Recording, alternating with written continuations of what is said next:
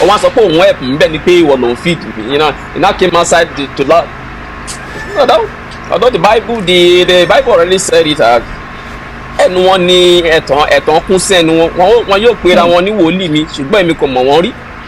I'm not surprised. It's just the general public that doesn't know who TIBETAN is that they were still thinking it's making sense. And based on that apparent false claim, notice is hereby given to Lagos State government and the general public to be vigilant and pay attention to the activities of the said Chief Mrs. Elizabeth OMOLARA AKINTONDE and her company, Mid Oil Refinery and Petrochemical Company Limited, in alienating and assigning the land in question to unsuspecting members of the general public, including Timileyin David, of the general public as equity aids only the vigilance. Eléyìí jáde ní February 20, 2022. Then I will learn that the land is a government acquisition. No way, that's the land there. It's not government acquisition. No way, that's the land there. It's not government acquisition. No way, that's the land there. It's not government acquisition. The entity mainly in 4 acres sold. So, ilẹ̀ yìí ò lè jẹ́ acquisition land. Ilẹ̀ yìí ò lè jẹ́ acquisition land. Ilẹ̀ yìí ò lè jẹ́ acquisition land. You see it there? So then ọ̀nà ló tún wà mẹ́yẹn. Ìwọ ló sọ láti bẹ̀rẹ̀ dópin. So bàbá wo ó ní pé o fẹ́ sọ̀rọ̀. Bàbá wo mọ̀ pé èmi ti ń béèrè fún ìwé ilẹ̀ fún odidi ọdún kan. I've been asking for that document to that land for 1 year before coming out to public. Before saying all this thing on the social media. Bàbá wo mọ gbogbo ìyẹn. Wọ́n sọ pé báwo ni thank God ó sọ pé mo mọ̀wé. Tí làákàyè yín ò bá sọ fún yín sir, sorry to say, because ọmọlúwàbí ni mí, wọ́n kọ́ mi nílé eré mo dẹ̀ dẹ́kọ̀ọ́, I have utmost respect for elders. But àgbàlagbà tó bá ti rò wípé àgbàlagbà tó bá ti ń sọ wípé kò sí nǹkan tí wọ́n ń fi àgbàlagbà ń ṣe bí kò ṣe kàn fẹ́ràn ọmọdé jẹ, I don't believe in that saying. Kí ni nǹkan tó gbọ́n pa ẹ̀? Kí ni nǹkan tó ṣiṣẹ́ nílẹ̀ Yorùbá? Ó ń bà láyé jẹ́ nílẹ̀ Yorùbá nìyà. TIBETAN kọ́rọ̀ délé tó sì TIBETAN ọmọ fún mi láyọ̀. Ó ń ba ayé èèyàn jẹ́ nílẹ̀ Yorùbá ni. Ní ìgbà tí mo máa lọ ṣẹ́ẹ̀kì ó send statement tó ṣàfihàn bóyá send owó sí Mid Oil Mining and Petrochemical Company bóyá send owó sínú àkáǹtì yẹn statement yẹn sí mi. Ibẹ̀ ni mo ti wá rí pé ẹ dúró náà, this is my name now. Ìgbà wo mo send owó yìí sí bàbá yìí, I now went to my own bank and I print the statement. Mo wá rí pé mo send 5.5 million yẹn lẹ́ẹ̀mejì. See me there, but mo send the owó. Okay, now I'll call your attention to this. I'm calling the attention of the general public to this.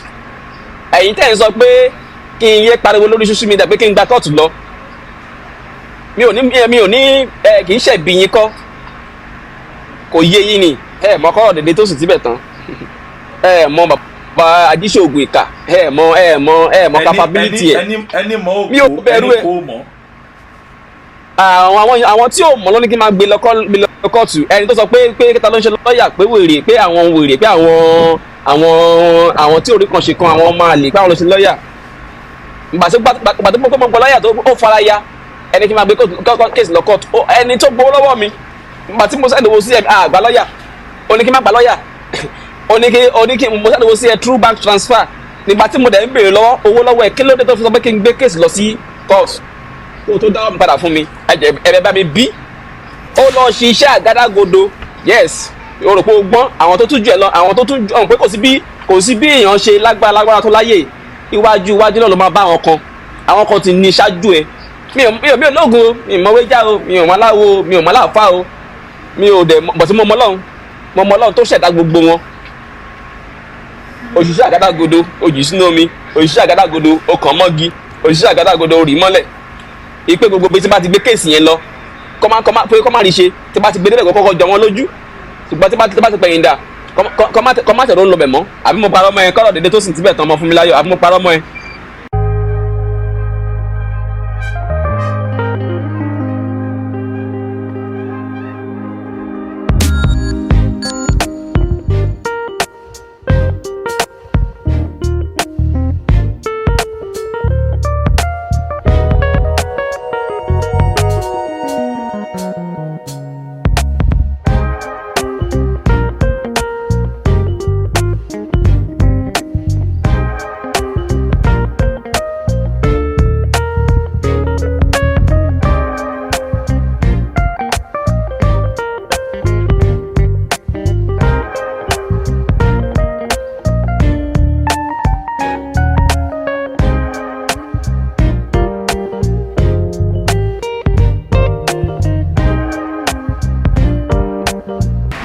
Well, it's another very wonderful, lovely day on Asabi Africa TV here in Nigeria. We're broadcasting from Lagos. I want to thank God. We are having a leap year. Year 2024 is a leap year, and today is the 29th of February, year 2024. It is a Thursday, and we want to glorify God for giving us a chance and the grace to be able to come out again and especially continue with an investigation that has become so interesting. I don't want to say strenuous, but I want to say it is interesting because it involves the life and the experience of a young man in terms of Mr.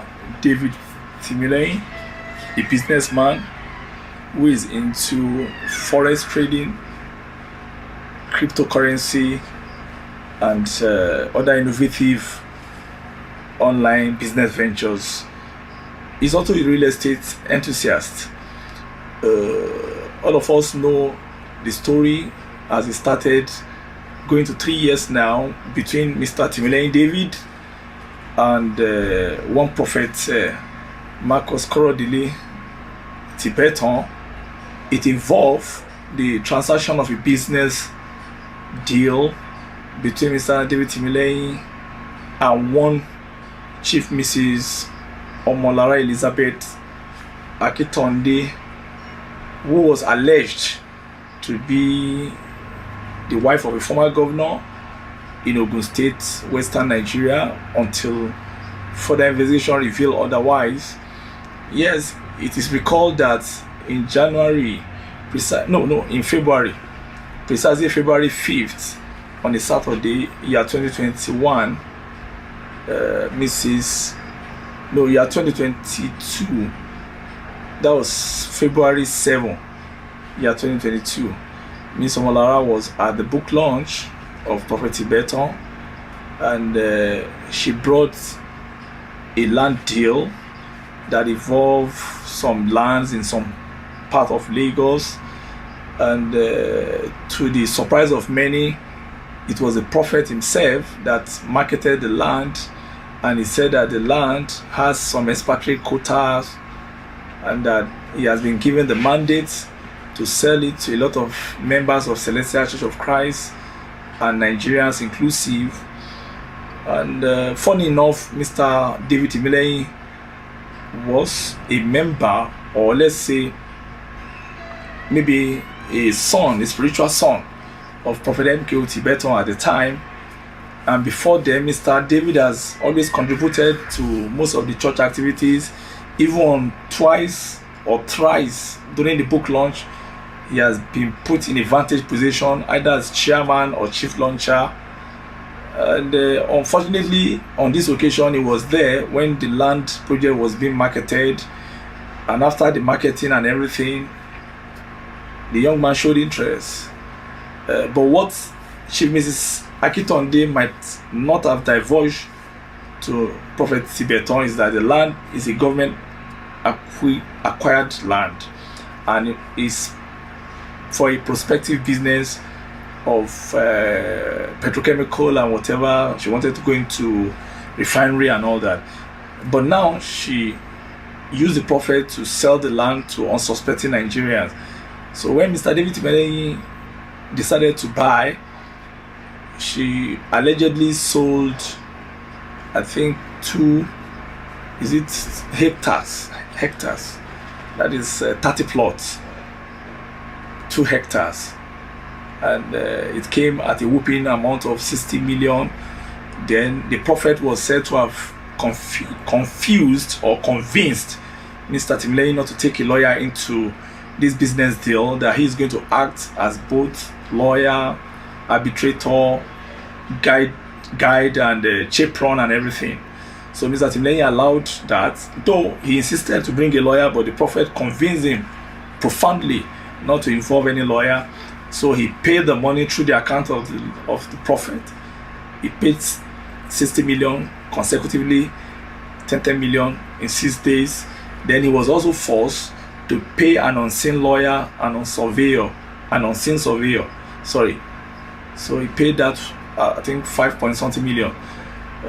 But after some time, documents were not released to him. Memorandum of understanding was not signed. Even the receipt that was given to him by mistake, his name was misspelled. He complained, and all sort of abracadabra started from there. Either Prophet TIBETAN was pushing him to Miss AKINTONDE, Miss AKINTONDE is pushing him back to Prophet TIBETAN. Ó ní àmọ́ ńgbà tó yá tí ara wọn ò gbà mọ́ tóun béèrè owó òun tí prophet ní kóun lọ bá màmá tí màmá ń dáhùn padà sí prophet pé òun ò ṣàgbọ́ lọ́wọ́ òun. Ó làmọ́ òótọ́ náà ní baba ní ká wí ká sọ ọ́. Ó lóun ò kó fún Mrs. AKINTONDE. Ó nínú àkáùntì tó jẹ́ ti prophet TIBETAN gangan lòun sẹ́ndì owó sí. Ó ní tó dẹ̀ jẹ́ wípé wọ́n fi prove ẹ̀ wọ̀n wípé wọ́n transfer owó yẹn lóòótọ́ sí màmá OMOLARA AKINTONDE. Òun ti wá lọ gba lọ́ọ̀yà báyìí o nítorí pé lẹ́yìn ìgbà tí ìpè yìí pọ̀ tí pressure tó pọ̀ lórí wọn, wọ́n pè òun pé kóun wá ṣe jókòó ìpàdé pẹ̀lú wọn. Ó làmọ́ òun ò fowó lára, òun ni wọ́n rò pé òun ń bọ̀, wọn ò mọ̀ pé agbẹjọ́rò òun ló máa yọjú sí wọn wá bá wọn jókòó ṣe ìpàdé nítorí pé wọ́n ti fòun lọ́kàn balẹ̀ pé bí òun bá wá àti àwọn ìwé ilẹ̀ àti rìsíptì àti tí a máa fi sọ pé àyè báyìí ni allocated letter of allocation àti gbogbo èyí tó kù tó jẹ́ deed of the assignment àti transfer of right or right of ownership, gbogbo ẹ̀ báyẹn ni ó ní wọ́n ṣe tán tí wọ́n sọ pé wọ́n máa yọ̀ǹda fóun. Ó làmọ́ òun kọ́ lòun lọ o, lọ́ọ̀yà òun ló lọ Ọ̀yọ́ tó tọ̀yọ́ bọ̀. Ẹja tẹ̀síwájú kágbálà yìí sí lẹ́nu wọn. bọ̀ ìyẹn ọ̀kan mi owó tẹ́ gbà lọ́wọ́ mi ni mo ń béèrè, mi ò tẹ̀ ìwálẹ̀ mọ́ ń sìn, owó tẹ́ gbà lọ́wọ́ mi ni kí bá mi kú padà. So wọ́n á ní pé kí n wá gba ìwé ilẹ̀, mo ń sọ fún bàbá yẹn pé mi ò wálẹ̀ mọ́, òun sì insist pé kí n lọ gba ìwé ilẹ̀. So mo á ní pé òkè kí lọ́ọ̀yà lọ ọbẹ̀ kọ́ lọ ṣe meeting pẹ̀lú wọn, but mi ò sọ fún wọn ti a day before. Good. Baba Marcus ló gba lẹ́tà Baba Marcus because ìyá yẹn ti block mi from everywhere, so kò lè send address sí mi. Ó send address sí Baba Marcus send address sí mi. Èmi máa sọ fún wọn pé èmi kọ́ ló máa lọ bẹ̀ o, lọ́ọ̀yà mi. Mo ní mo báyìí mo sọ fún wọn pé mo ti gba lọ́ọ̀yà o, pé lọ́ọ̀yà yẹn ló máa lọ ń bẹ̀. Ìgbà yẹn ló make statement pé òun ti lọ́ọ̀yà tí wọ́n ti gé lórí rí, tí wọ́n ti assassinate rí, tí wọ́n tán kidnap ibẹ̀ ló ti make statement yẹn. Mo ní eléyìí mo ṣáà ti sọ fún ṣá ó máa lọ bẹ̀. So ìgbà yẹn nìyẹn bàbá yẹn wá lọ, bàtí bàbá máa dé bẹ̀ ìwé ilẹ̀ kò sí ìwé ilẹ̀, wọn ṣe allocation kan, wọ́n gbé ìwé ilẹ̀ fún lọ́ọ̀yà mi kó wo ìwé ilẹ̀. Ìgbà yẹn ni lọ́ọ̀yà mi wá rí pé ilẹ̀ tí wọ́n fi ń ṣàfihàn gan pé wọ́n fẹ́ tà, ilẹ̀ tí gọ́fìmẹ̀ntì fún wọn láti fi build refinery ni tí wọ́n ní ẹ̀tọ́ láti tà fún anybody, because the land is meant for public interest land, not for residential use or private use. So ibẹ̀ ni láàmú adé pé ilẹ̀ yẹn o pé kí n má gba nǹkan lọ́wọ́ wọn, pé tí n bá gba ilẹ̀ yẹn pé lọ́la pé mi nílè lo ilẹ̀ yẹn pé because ìjọba máa padà gba nǹkan wọn padà. So máa sọ fún wọn pé òkè ẹ bá mi sọ fún wọn pé kó bá mi dá owó padà. As simple as that. As simple as that. Láti April. Okay, May. Wọ́n kọ lẹ́tà ẹlẹ́ẹ̀kínní. Okay, lọ́ọ̀yà yín kọ lẹ́tà sí wọn. Ẹlẹ́ẹ̀kínní. Ẹjọ́ ní nǹkan tá a rí yìí o. Ẹ bá wa dá owó padà. Ẹ bá wa dá fún wa ẹjọ́ àkáǹtì pẹ̀lú account details. Yes. Sí lọ́ọ̀yà. Wọ́n dẹ̀ fún wọn ní 7 days. 7 days elapsed. Wọ́n kọ reminder. Bàbá TIBETAN láti sọ fún ìyá OMOLARA AKINTONDE. Bàbá ìyá yẹn wá sọ fún lọ́ọ̀yà ẹni tó present as our own lawyer ìpè kó má gba lẹ́tà mọ́. Kó má gba second reminder yẹn. Okay. Ìpè tá a bá fẹ́ gbowó kí a bá fẹ́ kọ lẹ́tà pé ká máa kọ lẹ́tà sí ọ̀dọ̀ Marcus. So mo á pè bàbá yẹn pé ibi tẹ́mi tẹ̀ ti fara ya pẹ̀lú bàbá Marcus nìyẹn. Ó ṣì wà ní abroad nígbà yẹn. Ó ṣì wà lábroad nígbà yẹn. Mo á ní pé bàbá. Ọlọ́run tọ́ ó dà wọ́n tọ́. Ẹni pé ẹ ti kówó fún ìyá OMOLARA. Ìyá OMOLARA wà ní Nàìjíríà mi báyìí. Ẹ̀yin ò sí ní Nàìjíríà. Kí ló dé tẹ́ sọ fún wọn pé kó pend everything pé kó má ṣe everything until tẹ́ bá tó dé. Mo ní kí nìdí tẹ́ máa sọ fún wọn bẹ́ẹ̀. Mo ní pé ẹ̀ ń pàṣẹ lónìí kan tí ò ń ṣe ti yín kàn nìyẹn náà. ibi tí a ti bẹ̀rẹ̀ sí ní gbọ́n mi sí omi òtó nìyẹn o tí mo ti kọ́kọ́ fọ̀n fún wọn nìyẹn pé bọ́ọ̀lù yẹn máa sọ fún wọn pé kọ́ pend everything kẹ́dé kan tó bẹ̀rẹ̀ sí kan tó ṣe anything mo ní mi ò wálẹ̀ mọ́ kí bá mi dánwó padà pé mi ò ralẹ̀ mọ́ àbí èwo ni kí n ralẹ̀ kí ó rí pé èèyàn lè tẹ̀lẹ̀ láti pé ẹsẹ̀ èèyàn máa wú àbí ẹbẹ̀ oníkan tẹ̀lẹ̀ òjò mọ́lẹ̀ ni because ìyá yẹn gba tí mo lọ sílẹ̀ tí mo lọ wo lẹ̀ yẹn tí mi bọ́lẹ̀ ní mọ́tò inú bí ìyá yẹn ìgbé mi lọ wo lẹ̀ pé mi sọ̀kalẹ̀ ní mọ́tò every time ni mo ìyá máa emphasize lórí statement yẹn even nígbà tí lọ́yà mi kan tún lọ bẹ̀ ó tún emphasize lórí ẹ̀ ìgbé mo lọ wo ilẹ̀ pé mi sọ̀kalẹ̀ ní mọ́tò mo wá sọ wípé kí ni ó dé tẹ́ fi sọ pé dandan kí n sọ̀kalẹ̀ ní mọ́tò allocate ilẹ̀ fún mi ilẹ̀ igbó ni ẹ̀dẹ̀ ní mi sọ̀kalẹ̀ ṣé kí n máa wọnú igbó lọ ni àbí kí ni nǹkan tẹ́ rì mọ́nú igbó tẹ́ni kí n máa fẹsẹ̀ tẹ̀ ń bẹ̀ wáyé tó fi ń dùn yín pé mi ò sọ̀kalẹ̀ nínú mọ́tò èèyàn ìyá ọmọlára yẹn tó wá di nǹkan tó fi ń rojú. mo á sọ fún ọ pé kí ló dé tẹ́ fi sọ fún mi pé mo lọ lẹ̀ mi bọ́ sílẹ̀ nínú mọ́tò kí ló wà ń bẹ̀ because ìyá yẹn emphasize lórí statement yẹn every time tó bá dọ̀rọ̀ yẹn bá ti arise ó máa ń emphasize lórí ẹ̀ so mo wá sọ fún ọ pé òkè èmi ò wálẹ̀ wọn owó ní ká bá mi dá padà bàbá máa kọ́ sọ pé tóun bá dé pé òun bá padà sí nàìjíríà pé kọ́ máa ṣe anything ok wọ́n padà dé sí nàìjíríà mo ní pé òkè ẹ ti dé sí i o kẹ́rẹ̀ bá mi dá owó padà ó ní yẹn pé ilẹ̀ yẹn wọ́n sì máa fún mi nílẹ̀ pé mo ní bàbá mo ní mi ò wálẹ̀ mọ́sẹ̀ mi ò nídìí ilẹ̀ mọ́ mi ò lè ní nǹkan tó tóye kí wá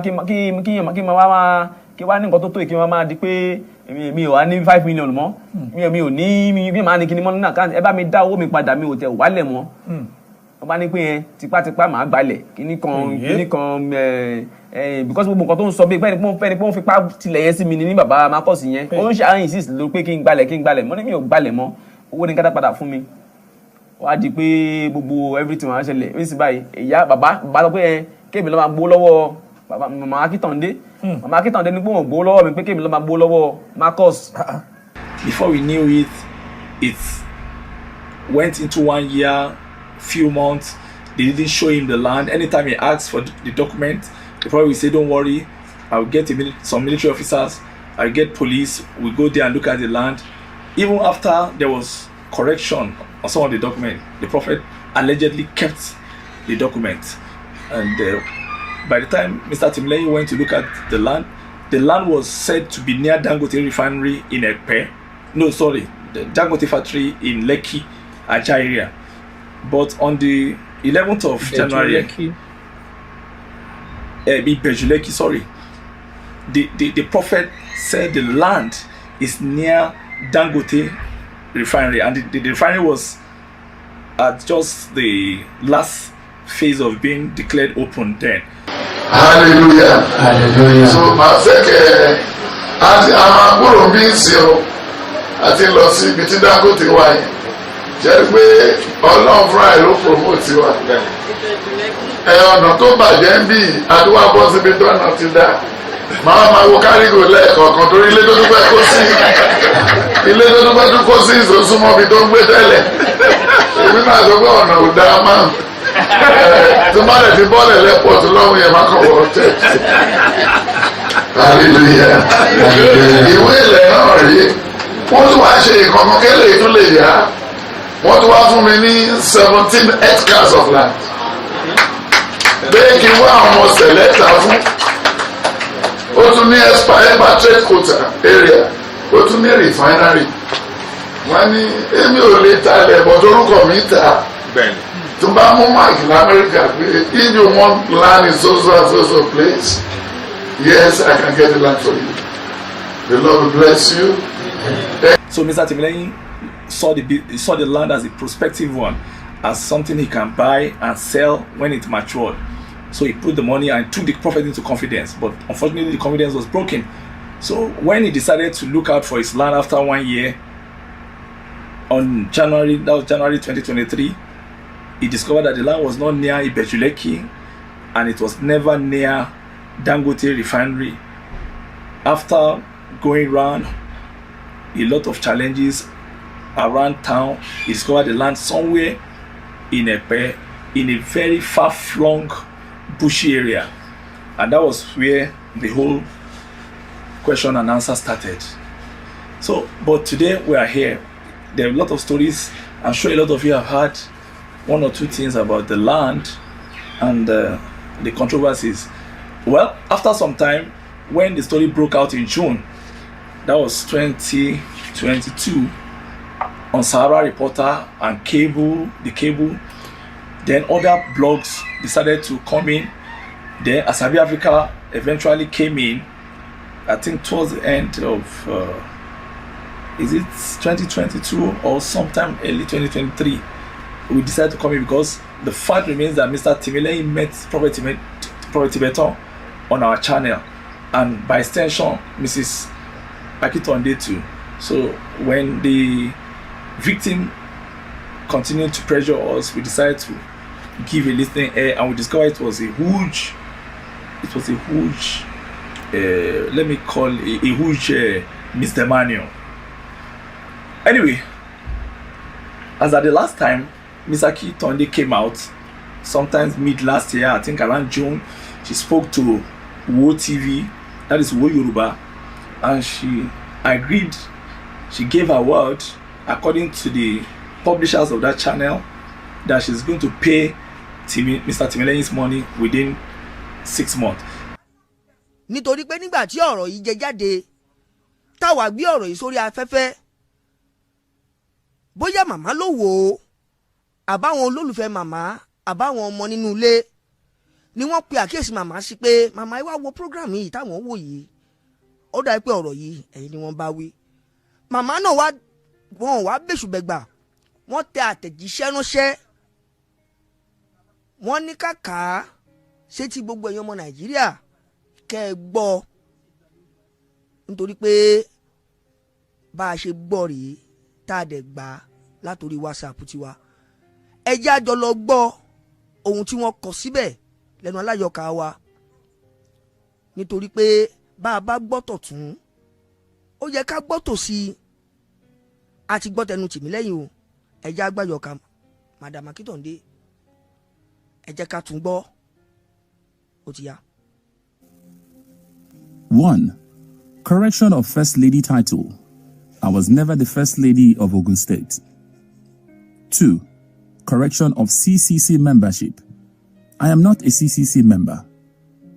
3.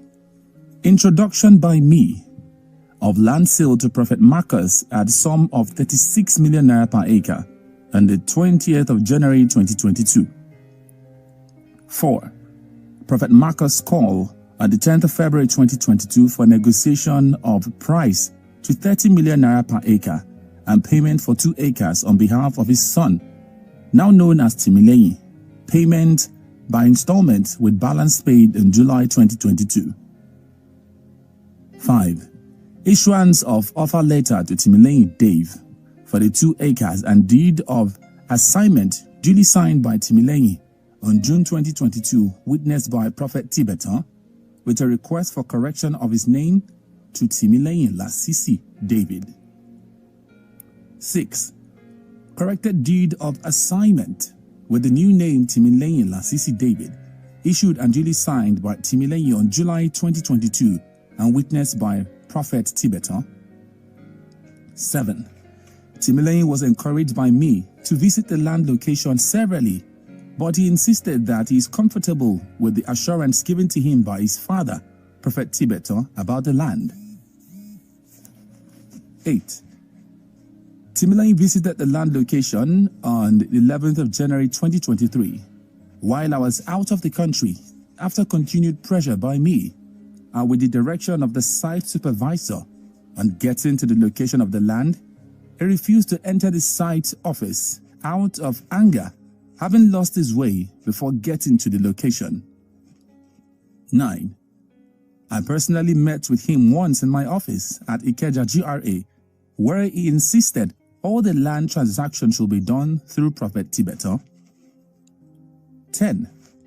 Timileyin may have changed his mind after his visit, as the site location is currently remote, and decided to ask for reduction of original price, hence his claim for 5 acres for the money he already paid.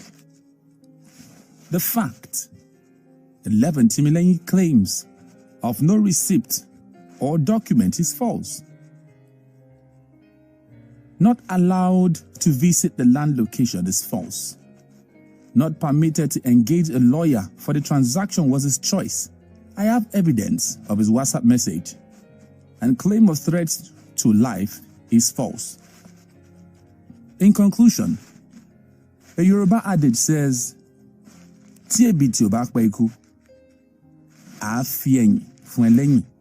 neither myself nor Prophet Tibetan, in the short time of knowing him, are fraudulent people. I will implore Timileyin to give peace a chance and allow the mediation being arranged by his lawyer by some elders to take place. I give my personal guarantee that his money will be fully refunded to him within 6 months. I will also be grateful if you will use your good platform to help correct the error in the First Lady title and the CCC membership items 1 and 2 above, and also give the correct position of the land transaction. No one is out to defraud a young man of his money. Chief Mrs. AKINTONDE, JP. tó kó máa dàbẹ̀ ni pé bàbá wò sọ ẹ̀ bàbá ẹ̀ màmá ọ̀rọ̀ tẹ sọ la play síta fáwọn èèyàn yìí o kókó tí mo fẹ́ mú jáde ń bẹ̀ ni pé nígbà tẹ sọ̀rọ̀ yìí òótọ́ ẹ fa àwọn nǹkan kan jáde pé Tìmílẹ́yìn ti tọ́ bá àwọn òwe kọ̀ọ̀kan ó ti fún yín ní àǹfààní pé kó jẹ́ Prophet Tibetan náà ló máa ṣùgbà gbogbo ètò ìdúnàdúrà tó wà láàrin tó ń lọ lọ́wọ́ àmọ́ ohun tó ṣẹlẹ̀ ni pé nínú ìwé yìí àyọkà tí wọ́n kà yìí gẹ́gẹ́ bí àdéhùn wípé láàrin oṣù 6 owó yìí á jẹ́ dídá padà gbogbo ọmọ Nàìjíríà ló ń rọ̀ yín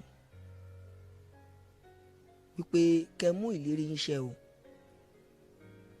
wípé ohun tẹ́ sọ kìkan ṣépè kàn sọ lásán ẹ̀yin lẹ́yìn sọ tẹ́ wí jáde látẹnu yín àmọ́ àwọn èèyàn ti gbọ́ tí wọ́n dẹ̀ tán kókó tí wọ́n fi ṣe àbí kan wọ́n fọwọ́ lẹ́rán wọ́n fẹ́ mọ̀ bóyá gbà máa ṣe ní tó wí àbí ò ní ṣe.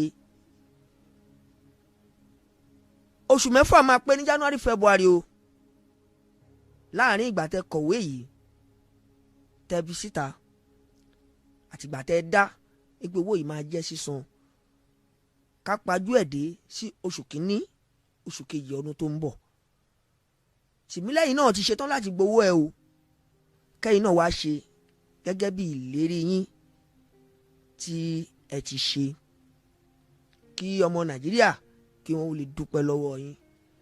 Before then, around May year 2022, I think, May and June, Mr. Timileyi's lawyer, Barrister Ayo Durojaye, met with Mrs. AKINTONDE, I think sometime around May 17, in lawyer's chambers somewhere in Ikeja, around Balogun, along Awolowo Way. And to God be the glory, the woman agreed that she indeed collected the money from Timileyin through Prophet Tibetan, and she gave her word that if Mr. Timileyin wants his money back, she will do what? She will return the money. I met Mrs. AKINTONDE in a lawyer's office at Ikeja. I met her. He summoned us for a meeting. They said, yes. I was in the office of the lawyer. The name is Barrister Harris. Very fine gentleman. We met, and I was there before her. She came. She narrated a story outside of the story, and she was filming that my client, David Timileyin, has insulted him, and that has insulted her, that she doesn't want to do anything with her again, and with him again, that he was ready to refund his money. In the presence of his lawyer. His lawyer was there, and I'm all happy. Later, the lawyer, made me see with this Yoruba saying that Ipa Raja, Ipa Ota, they don't sell in my purse. Now, I was even begging the woman, hey, please, don't be offended. My client was a young, brilliant man, very young chap. maybe because of the money has been staying long, that's why he's not happy. Please don't. He said, okay, I understand, but I don't want to deal with him again. That I will return his money. But my brother, lo and behold, my impression of him is that is that the woman is not a straightforward person. Not straightforward. The same thing with TIBETAN. They're not straightforward because the money went through TIBETAN's accounts. Now, TIBETAN as a godfather, as a spiritual father to my clients, what is he supposed to do? So he's supposed to collect his receipt, the bill of assignment, the survey plan of the place, collect it from the woman as she's transferring the money to her, and hand it over to my client. This is the document showing the bill of assignment, purchase receipt, survey plan, everything of the plots we bought from her. But the bad was the case. So, my sir, my impression about two of them is that, and I can say it anywhere, and to their hearing, I will pray that they listen to me, that the two of them are pathological liars, liar and deceiver, and they were out to dupe my young clients. That's my position, sir. So the same thing she said to Baba Wu. In fact, twice she allegedly spoke to Wu TV, and it was broadcasted worldwide. So she said between June and December she will pay Mr. Timileyin back, even though there are a lot of hanky-panky in between. So, but right now, today is the last day of February. She gave a word that if it doesn't work in December 2023, it will be fulfilled in January 2024. But today we're in the last day of February, and that is why we are back with Mr. Timileyin to find out what is happening to his money, to his life, to his business. So, Mr. Timileyin, good afternoon. How are you today, sir? Mr. Benga? God bless you, sir. We're very sorry. We've been trying to reach out to you since mid-February, but we just learned that you have some other challenges that you're facing, business and all that. So, but how is the new year? Happy New Year to you, sir. How is the year to you, 2024? God has been faithful in my life, in our family life, and everyone around me, to the glory of God. Thank you, Jesus. We are doing fine under the grace of God. Nothing is impossible under the grace of God. So we are living fine. We are doing great. I'm wishing you compliment of the year as well. Thank you so much, sir. God bless you, sir. Well, the last time I saw your interview on Baba Shogudi TV, and I think I enjoyed some of the revelations, and I'm giving you kudos for the sense of delivery. But let me ask you, sir, that this is 2024. The last time we watched Wu TV, Mrs. OMOLARA AKINTONDE said she's going to make sure that your money is refunded within the period of 6 months, latest by December 2023, and if it tarries, it's going to be January 2024. Has there been any decision or reach out to you, sir? Yeah, there's never been anything related to such a signal or any contact from the woman or from the herbalist man who paraded himself as a prophet. None of them ever contact or try to refund the money. I knew they were lying. I knew they had no intention to return the money. The proposement or the proposal of Ababalawo of Udeayi, who paraded himself as a prophet, was that he think that ẹni tí ò lè fúnyàn lẹ́mìí tó rò pé òun lè gba ẹ̀mí ẹ̀dá, àwọn ti rò pé wọ́n lè rí yí mọ́lẹ̀ kó tó di December January pé ọdẹ tí wọ́n dẹ kòtò tí wọ́n gbẹ́sẹ̀ pé àwọn fúnra wọn ti máa jì sí. But to the glory of God, àwa rèé àwa láyé àwa lálàáfíà, kì í ṣagbára wa agbára Ọlọ́run, torí àwa kò ní ohun ṣògo kan lẹ́yìn Ọlọ́run ọba. Thank you, Lord. So you mean that there is no, reach out either from Prophet Tibetan or Neither Neither are you aware that Omolara, Prophet Tibetan is building a new Elizabeth. cathedral, sir? Yeah, he's building I think it's a hall beside his shrine that he built there that he called the church. No, He beside was the big building a cathedral hall. he built initially. Yes, not cathedral, a shrine. You call it shrine. That is not church. That is not the house of God. We call the house of God. Yeah, you can call it church because nowadays we also see church of Satan. It's happening, so we can call it church. I heard about it. So the prophets, None of them ever Did contacted me. Not the did he- woman, not the man. None of them contacted woman. me or ever. They have my account number. My lawyers have my account number sent to the woman, delivered to the woman through a lawyer, which the lawyer later denied that he wasn't the woman's lawyer. My account number was given to them, so nothing. They never returned my money since then. Like I said earlier, they never intend to return the money. All they were trying to do is, if they cannot kill him, let them put him into trap. That was all they were running about trying to do. But to the glory of God, they will fail. If God be God, they will always fail. no, I'm shocked. What you are saying in essence that your money has been sleeping with them for more than 2 years now, since 2022, You know, and the intention of the Baba Ologun Ika of Odiaye, who built a shrine Ajegunle, Lagos State. okay, You know, his intention was he has taken the Marcus Korodele Tosin Tibetan ọmọ Funmilayo. You know, he has paraded himself. You know, he has to him it was a complete done deal. A work already been perfected. In the sense that if believe that he has taken the money from me, nobody can ever take it back from him. What many people don't understand about this matter is that I've been asking this money.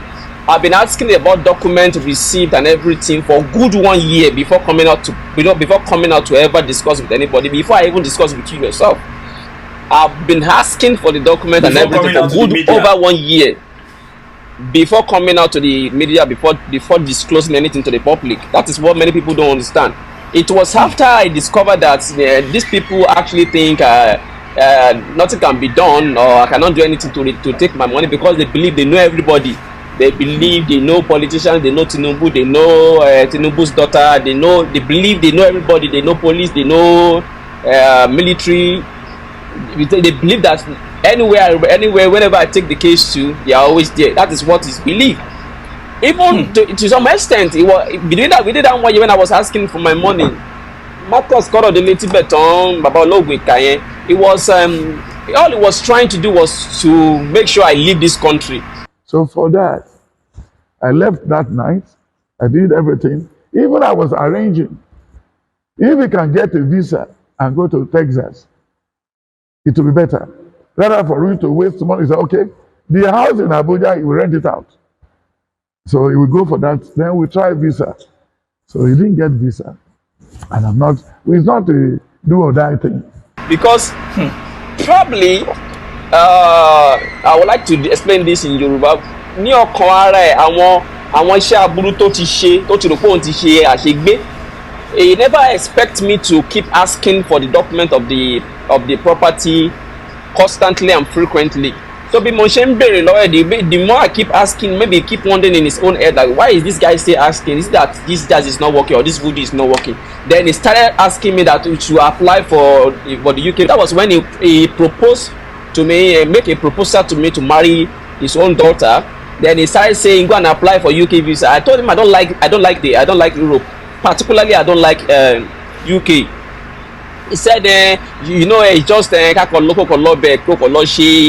just go there and do the wedding silently. Nobody who knows about it. I don't want to make it noisy, because there's a lot of message that be given to his daughter, that whenever I want to marry, you should never make it noisy. You should keep it cool and make it silent. What other thing? But to the glory of God, the visa was not approved. Like I said earlier, even either it was approved or denied. I don't even know up to this moment. because I myself, within myself, before God and man, I never intend to go to the UK because my mind was not there. I was just doing all those things just to please Baba Lowinka, in Tibetan. You understand? So later, after the visa didn't work out, he now said I should go and apply for US visa again. He was doing everything to make sure I leave this, but today now he's trying to change the whole story now, saying that he was trying to help me. I was the one feeding you. I was the one giving you money. Even your daughter that you said I should marry her, after the visa was work out, you said I should invite her to Nigeria. I was the one that paid for her visa. I still have the receipt of the visa with me here. You have the document? You have? I still have the receipt of that that ticket that of that document of that visa that I paid for Tope Elizabeth in Tibetan. Yes, I still have the receipt. You understand? So I was not feeding you. You now went outside. You said òun gbìyànjú àti ràn mí lọ́wọ́ pé ìwọ ò lẹ́bí o lára ẹni tó pé orí ẹ̀ ti gbálẹ̀ bàbá tó pé ó ti ń ya wèrè díẹ̀ tí ó mọ̀ pé òun ti ń ya wèrè. Yeah, he said We had information relating to your daughter. Asabe was asking Timileyin some questions. Timileyin was saying that you forced him that he should marry your daughter.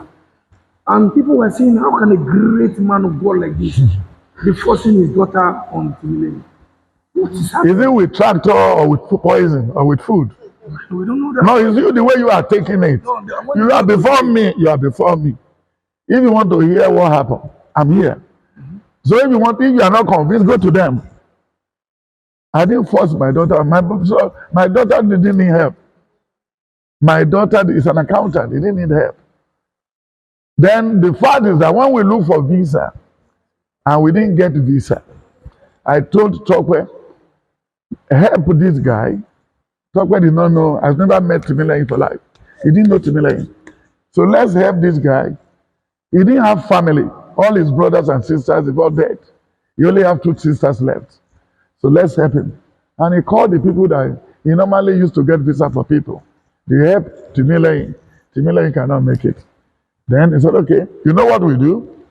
We can use other means to help this guy so that he can just go to safer place to live. So the other area, I don't understand the English of force or no force.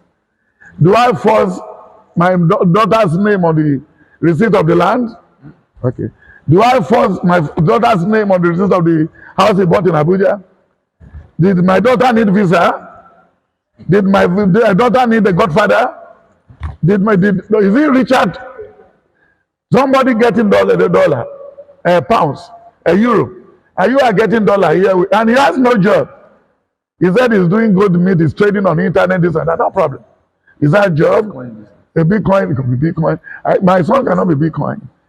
My daughter cannot do Bitcoin. They have to go to work and work. I work with my hand, they can go and work. I'm not jealous about it. He can work for him. His Bitcoins and yellow coins and triple coin can work. That's his own. Mi ò ta tẹ́tẹ́rí, mi ò ṣiṣẹ́ ìjọba, mi ò lè ṣe, so ṣe big deal. So once 134 say to get out of it, we should forget about it now. Èyí gbogbo kan tó ń sọ káàkiri àṣàbẹ́ ló wà ń di ẹ̀. Yeah, I was the one paying whenever you're coming to Abuja, you always call me. I'll be the one to book your both through and fro tickets. I was the one paying for it without taking a dime from flight ticket. Yes, you tell me you are going to you want to book lunch, I will give you money, and like a time like this now.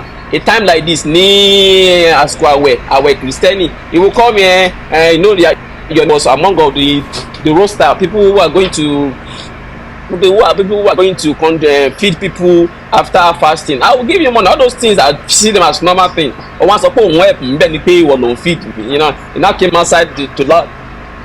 Although the Bible already said it. Ẹnu wọn ní ẹ̀tàn kún sẹ́nu wọn yóò pera wọn ní wòlíì mi ṣùgbọ́n èmi kò mọ̀ wọ́n rí. I'm not surprised. It's just the general public that doesn't know who Tibetan is that they were still thinking it's making sense. Bàbá wo ọ̀rọ̀ yìí máa fẹ́ dàbí insult.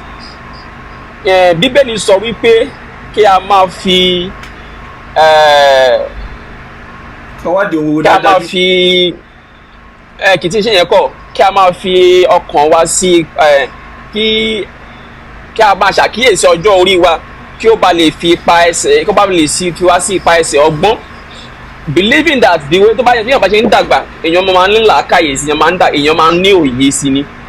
I believe that bàbá wo I don't know bóyá Ọmọlára Elizabeth ìyá dáadáa ìyá òṣì yẹn bóyá ó ti fún lówó ni o fi lè so òótọ́ bọ̀rọ̀ ṣe rí. I'm not saying you should be on my own side. I'm not saying you should support me. O lè but just say it as it is. You don't have to side me. Ó sọ pé ti mọ TIBETAN rí ti gbọ́ kíní kan tó gbọ́ tó kó ṣe TIBETAN ò kí ń ràn yàn lọ́wọ́. I was seeing some of his video of recent tó ń parọ́ pé òun help yàn. TIBETAN never help. TIBETAN don't help people. TIBETAN said it. He said his money is his blood. Ó ní owó òun lè jẹun lówó òun àbí owó òun lè jẹun.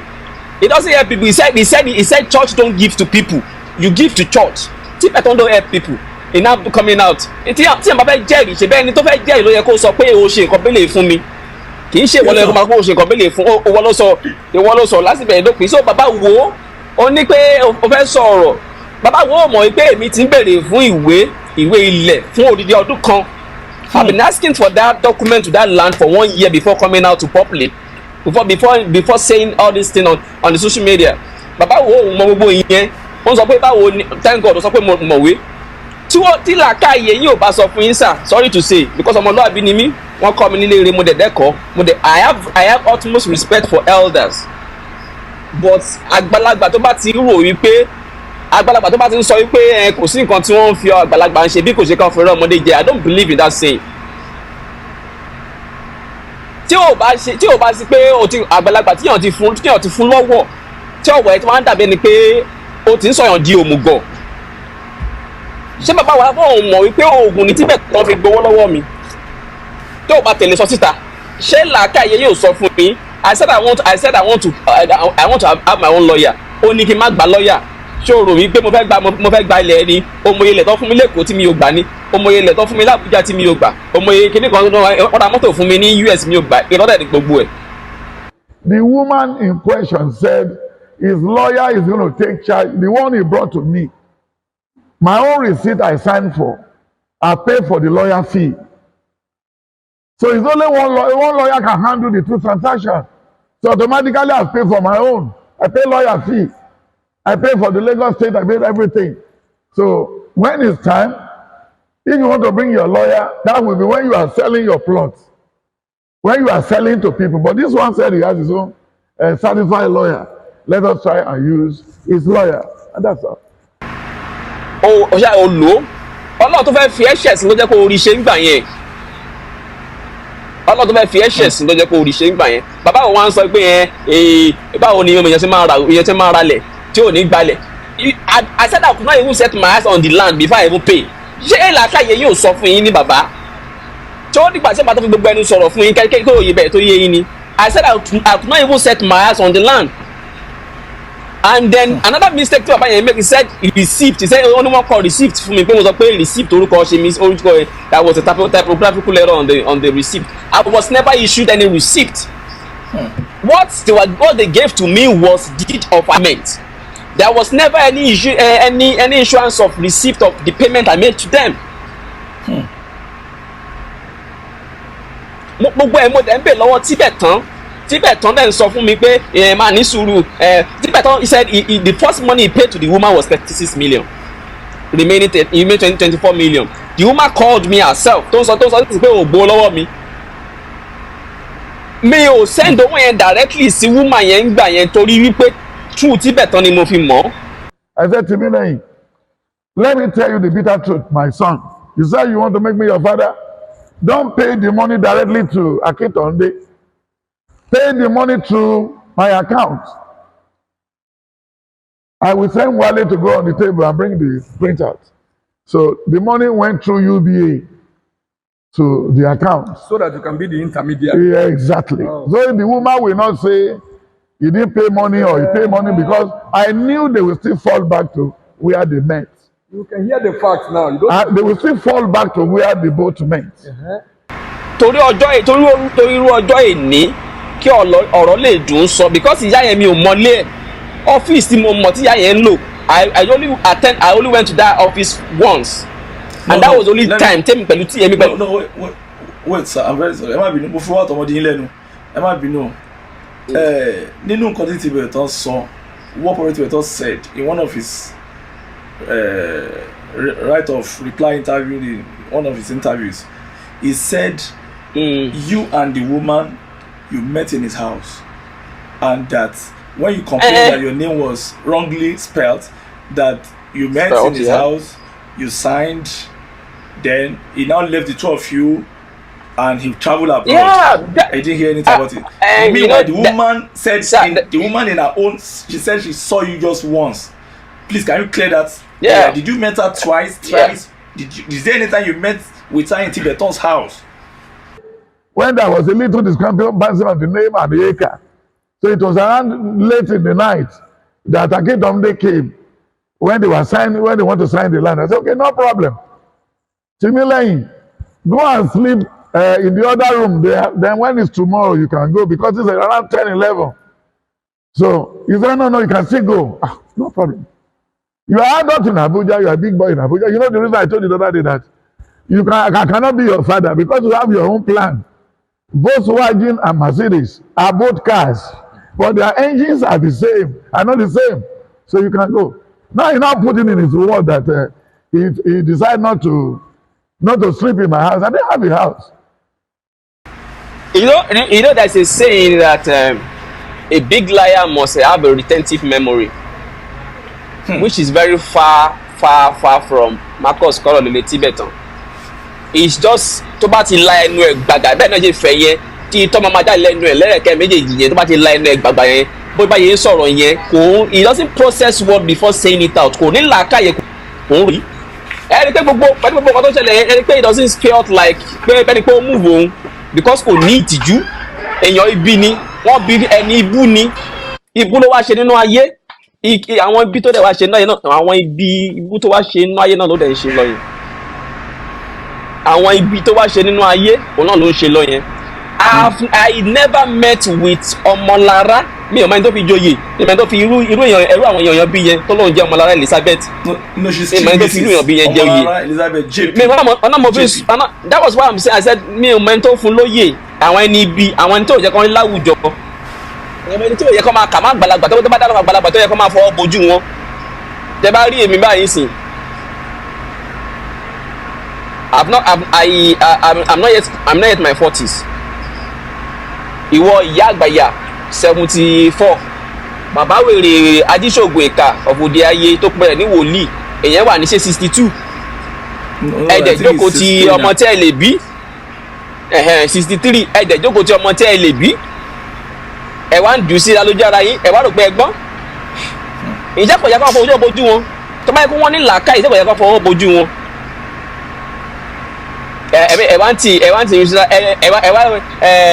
Ẹ sọ̀rọ̀ ayé di adìyẹ tó mọ ọmọ tiẹ̀ ràgàbò ẹ wá ń fìtínà ọmọ lọ́mọ. Adìyẹ tó orí òròmọdìyẹ tí kò rí ìyá títí ẹ̀ orí òròmọdìyẹ yẹn ó fi ọmọ títí ẹ̀ ràgàbò ìyẹn fẹ́ súnmọ́ pé kó lè ràgàbò ó mú òròmọdìyẹ yẹn ó ṣan ìyẹn sá lọ bí ìyẹn sá lọ ó wá rí aláàánú ó sá wọnú yàrá kan. Òjò bá bẹ̀rẹ̀ sí ní rọ àgbàrá dé àti adìyẹ àti òròmọdìyẹ tẹ́lẹ̀ tó ń ràgàbọ̀ ọmọ ẹ̀ òjò gbá gbogbo wọn lọ bí ọ̀rọ̀ ṣe máa rí nìyẹn. Because tẹ́yìn bá rò wípé tẹ́yìn bá rò pé tẹ́yìn bá rò lọ́kàn ara yín pé ẹ fẹ́ kó dáa fọmọ títí yín lọ́la kò yẹ kẹ́yìn lè máa nà ká ibi sọmọ lọ́mọ. I never met with Omolara Elizabeth in my Korolele TIBETAN's office, never. Mi ò ever jókòó pé Omolara Elizabeth jókòó TIBETAN jókòó mo jókòó. It has never, up till to date, it never happened. I only met with Omolara Elizabeth once at her office in the Oduduwa Crescent, GRA Ikeja. That was where I met with Omolara Elizabeth. Ìyá ibi, ìyá tó yẹ kó sọ̀kò pa. That was where I met her. I've never met with the woman at TIBETAN's office. TIBETAN dem parọ́ wípé we came to her office. I was given receipt. I said they never issued anything called receipt to me. They brought deed of assignment, and the deed of assignment only ẹ rántí pé Tibet tó sọ fún mi pé òun kọ́kọ́ send 36 million out of 60 million. Ó ní pé òun fẹ́ lọ wo ilẹ̀ yẹn kóun tó balance 24 later ó lóun ti balance ẹ̀ bàbá ǹjẹ́ ti lọ wo lẹ̀ ó ní òun ti lọ wo lẹ̀ ó lóun record Tibet ó lóun record Ọmọlára Elizabeth yìí pé for future reference pé ó tó máa sọ pé òun gbọ́ owó lọ́wọ́ òun ni ìyẹn by the way ó dẹ̀ wá ń pa irọ́ wípé èmi àti woman yẹn àti pé àwa sọ ọ́fíìsì lọ́dọ̀ àtọ́dọ̀ ẹ̀ pé adẹ̀ pé mo dẹ̀ complain nípa orúkọ pé adẹ̀ kóra wa lọ bá àtìpá yẹn kó dẹ̀ gbọ́n pa ẹ̀ mọ́ pé wá padà ń gbọ́ ní US wá ń ṣe bí yẹn pàtàkì ìwọ́n tó kì í ṣe ní pàtàkì wọ́n bẹ́ẹ̀ ni ibú ní ẹ́ ìran ò ṣe rere ìran ò lówó rí tó ìwọ̀n máa change tó wà lọ́wọ́ ẹ̀yẹn ó jọ ẹ lójú ọ̀hún ní pé ìwọ́n wà lamẹ́ríkà ẹni small tó máa dára Canada ṣebí US àwọn Amẹ́ríkà tó ń lò ṣe bó ọlọ́mbà àwọn ìlà ìjẹ́ ni ṣe bí àti gbogbo nǹkan tó ń ṣe gbogbo àwọn tó ń pàlàyé là ń gbọ́ náà àtẹni tó ń ti ọmọ ẹ mọ́ pé kó jẹ́ kó lè kó ọmọ ọkùnrin kó fẹ́ ọmọ obìnrin bóyá ń fẹ́ ọmọ ẹ ń bẹ̀rẹ̀ káàkiri gbogbo ẹ̀ láti gbọ́ náà ó dẹ̀ ń sọ bẹ́ẹ̀ ni pé Amẹ́ríkà bẹ́ẹ̀ ni pé ó jẹ́ pàtàkì níbẹ̀ ṣe bẹ́ẹ̀ ni ibi ni ẹ níbẹ̀ ó sọ pé àwa èmi pẹ̀lú Ọmọlára àwa sọ́fíìsì ibi Ọmọlára fúnra rẹ̀ kan ti jẹ́ ó ti sọ́ńtà náà ó ti sọ pé òun she has only set her eyes on me once at her office ìwọ kọ́rọ̀ dédé tó sì Tibet tó dẹ̀ sọ pé àwa sínú ọ́fíìsì yẹ kí ló ó dẹ̀ pẹ̀lú ẹni wòlíì why line.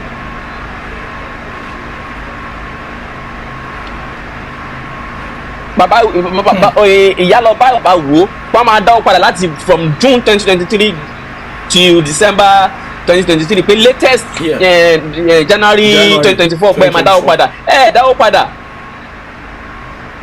Bàbá wo wọ́n lè sọ̀rọ̀ sọ̀rọ̀ nípa ẹ̀ mọ́ bẹ́ẹ̀ bàbá wo ti jẹ́ òdodo tí ò jẹ́ kó lè sọ̀rọ̀ òdodo mọ́. Ẹni ibi sọ pé ẹni ibi ni má sọ pé amọ̀ yín àmọ́ kí ni kan tó gbọ́n pa ẹ̀ kí ni kan tó ṣiṣẹ́ nílẹ̀ Yorùbá ó ń bà láyé jẹ́ nílẹ̀ Yorùbá nìyà Tibet kọ́rọ̀ délé tó sì Tibet tán ọmọ fún mi láyọ̀ ó ń ba ayé èèyàn jẹ́ nílẹ̀ Yorùbá ni his family should be ashamed yí pé irú èèyàn bẹ́ẹ̀ yẹn tinú family wọn wá òtún àforúkọ Ọlọ́run bojú. Okay, now I don't know. Yeah. I can't. Okay, I can hear you. I was shocked because when he was saying something near Prophet TIBETAN, when he was abusing us last year, he said when they asked him about your relationship with his daughter, Tope, he said he discovered that you are the only one. Your brother is dead, your sisters are dead, there's only you and maybe 2 people in your family, and he now told his daughter to help you to go into a safer place. That the first try in London, it didn't work, and he now told his daughter to use another avenue to help you so that you can just go into a safer place. I want to ask you, is it that Nigeria is not safe for you? Then are you seeking asylum in America or London? Then is his daughter a traveling agent or an accountant? I mean, why is she trying to help you to a safer place? Asabe was asking Timileyin some questions. Timileyin was saying that you forced him that he should marry your daughter. And people were saying, how can a great man of God like this be forcing his daughter on Timileyin? What is happening? Is it with tractor or with poison or with food? We don't know that. No, it's you the way you are taking it. No, you are before me. You are before me. If you want to hear what happened, I'm here. So if you are not convinced, go to them. I didn't force my daughter. My daughter didn't need help. My daughter is an accountant. He didn't need help. Then the fact is that when we look for visa and we didn't get visa, I told Tope, help this guy. Tope did not know, I've never met Timileyin for life. He didn't know Timileyin. So let's help this guy. He didn't have family. All his brothers and sisters, they all dead. He only have 2 sisters left. So let's help him. And he called the people that he normally used to get visa for people. They helped Timileyin. Timileyin cannot make it. Then he said, okay, you know what we do?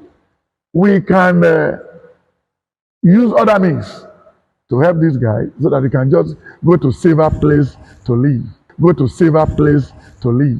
go to safer place to live. So the other area, I don't understand the English of force or no force. Do I force my daughter's name on the receipt of the land? Okay.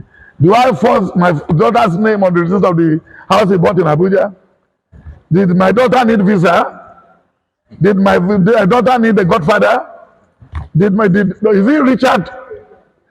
Somebody getting dollar, pounds, euro, and you are getting dollar here, and he has no job. He said he's doing good meat, he's trading on the internet, this and that, no problem. Is that a job? Ní agbára Ọlọ́run òun ló máa fọwọ́ ara ẹ̀gbọ́n ọmọ ẹ̀ sí torí ìyá mi wà láyé, ìyá mi ò dẹ̀ ní fojú sunkún mi, ìyá mi ò dẹ̀ ní kúkú àìtọ́jọ́, ẹni bá ro kúrò mi tàbí tó bá ro kúrò ìyá mi àbí ro kúrò ẹ̀gbọ́n mi àtàbúrò mi, ẹni tàn ló máa ṣánkú, ẹni tàn ni ilẹ̀ máa lanu tó máa gbé mi, ẹni tàn ni ilẹ̀ abẹ́rẹ́ jẹ, ẹni tàn Ọlọ́run máa dá ẹ̀mí ẹ̀ légbodò. Àwọn ẹ̀gbọ́n mi wà láyé wà lálàáfíà, àbúrò mi wà láyé wà lálàáfíà. Mo ní pé asọdùn ẹ mọ̀ àwọn ọmọ títẹ̀ ló máa tọ́jú ẹ̀ kú, àwọn gbogbo àwọn ọmọ títẹ̀ ló máa tọ́jú ẹ̀ kú. Àwọn èmi àtàbúrò mi àti ìyá mi àwa kì yóò kú ikú kan bí kò ṣe yíyè. Ìgbà tí àkókò tá a dájọ́ pẹ̀lú Ọlọ́run, ẹ̀dá tó bá ní pé òun fẹ́ yọ kúrò ńbẹ̀, Ọlọ́run á fi ẹ̀mí ẹ̀ rúbọ. Àwọn ẹ̀gbọ́n tèmi wà láyé, àwọn àbúrò tèmi wà láyé, ìyá tèmi dẹ̀ wà láyé. Òun ni ònẹ́bì. Òun ló ń fi ọgbọ́n sọ fún nǹkan tó máa ṣẹlẹ̀ sáwọn ọmọ tòun lọ́la ni lójú ayé títí ẹ̀. Àìjẹ́ bẹ́ẹ̀, ìyá ẹ̀gbọ́n tèmi wà láyé, àwọn àbúrò mi wà láyé, onípa àwọn ẹ̀gbọ́n àwọn àbúrò ẹ̀ pé onípé owó lẹ́gbọ̀n ò lábúrò. Kí ló ó kàn ń sọ àsọdùn because kò fẹ́ kí àṣírí ó tú pé òun fi ọmọ òun bẹ̀ mí. Ó ga ọ. Kò fẹ́ kí àṣírí yẹn, kò fẹ́ kí àṣírí ló ń try àti cover. Ọlọ́run tẹ̀ láṣìírí Ọlọ́run gba kóòtù lọ.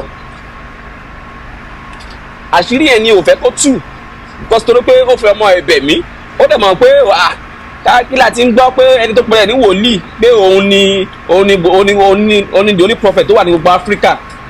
Tested and confirmed. Kó tètè yé kó tó kọjá. I'm a true prophet of God, tested and confirmed.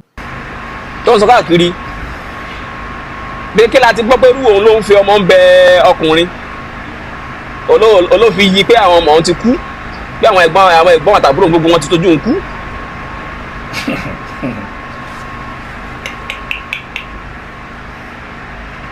Mo sọ fún wípé kò sí ibi tó dàbí ilé.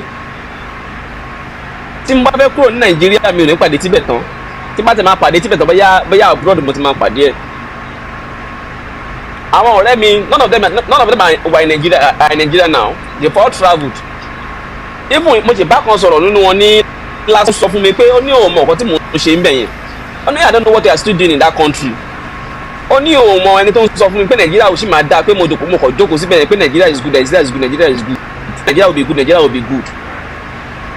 Okay, ṣe rí nǹkan tó ṣẹlẹ̀ ní xenophobia ní South Africa yẹn, ó kọ́ mi lọ́gbọ́n wípé kò sí ibi tó lè dàbí ilé. Ṣẹ̀dẹ̀ rí ìdílé tí àwọn èèyàn wọn fi ń sá kúrò ní Nàìjíríà tí after máa ṣẹlẹ̀, Nigeria government ò ní lè rescue wọn. Mi ò gbàdúrà kábọ̀ gbogbo wọn tó ń lọ, Ọlọ́run á jẹ́ kó kérò kó wálé o, because àjò lè dùdùdù kó dàbí ilé. So mo máa sọ fún mi pé èmi ò really fancy pé tí bá tẹ̀ máa travel pé kò tẹ̀ wá ń ṣe irú Europe yẹn, pé tí bá àwọn wèrè àwọn British pé tí bá àwọn náà wà ní gbogbo nǹkan tó ṣẹlẹ̀ ní Nàìjíríà, pé tí bá àwọn lọ́wọ́ à ń dẹ̀ pé kí ló dé kí afẹ́ máa sá lọ bẹ̀. Pé èmi ò like pé tí bá tẹ̀ máa travel pé maybe for business purpose or for pleasure. Ìpè tí bá débẹ̀ pé ọmọ àbẹ̀ respect máa wà.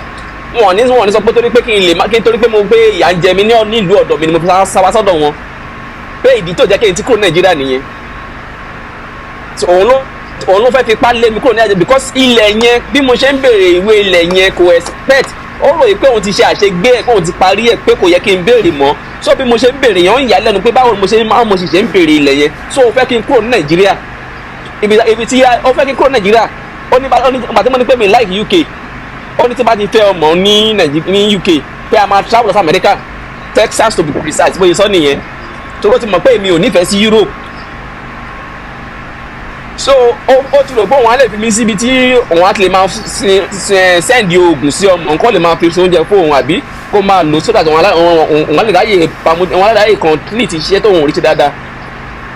That was why he was just pestering me to travel out of the country. If I want to travel out of the country, màá ti travel kúrò Nàìjíríà láti mo ti parí university. And somebody ènìyàn tó lè kó 65 million up to 70 million lẹ̀ tó ṣe business ń bí báyìí. 71 million ní TIBETAN gbà lọ́wọ́ mi 71 million. Okay. In fact, I was coming there but bẹ́ẹ̀ ṣe ti fẹ́nu bá ń sìn, I'm still coming back to the issue of the daughter. Ó dàbí 17 of November last year ni mo ṣe pé yín and you shouted that morning pé ipe nǹkan kan má ṣe yín o. Èmi tẹ̀lé pé bóyá something happened badly, maybe I was afraid. Ẹni pé dọ́kúmẹ́ǹtì báǹkì yín you just discovered now pé gbogbo owó yẹn is 71 million. Pé ẹ rí some gbàtẹ́ lọ print out that you are even there's a particular 2.9 million tẹ́lẹ̀ rí pé you didn't even know when you send it to him. So àwọn èèyàn wá wò bí kí ló ṣẹlẹ̀ from 65.5 to 71 million. Báwo ló ṣe ṣẹlẹ̀? Báwo lè ṣe discover? Ara nǹkan tí mò ń sọ nìyẹn pé bàbá wò ó tó yẹ kó sọ bí ọ̀rọ̀ ṣe jẹ́ tó ń fi ọ̀rọ̀ sábẹ́ àwọn sọ. Ok, tó bá ń sọ wípé mo ra ilẹ̀ mi ìwọ̀n bí tí ilẹ̀ wa mo dẹ̀ kówó sílẹ̀ mi dẹ̀ tún gba receipt oní pé èmi gan àbí tó bọ́ tó àìlàkàyè wọn ò bá sọ fún wọn bí ọ̀rọ̀ ṣe jẹ́. Ok, báwo ni mo ṣe send odidi 5.5? Ok, this is it. Ó ní ilẹ̀.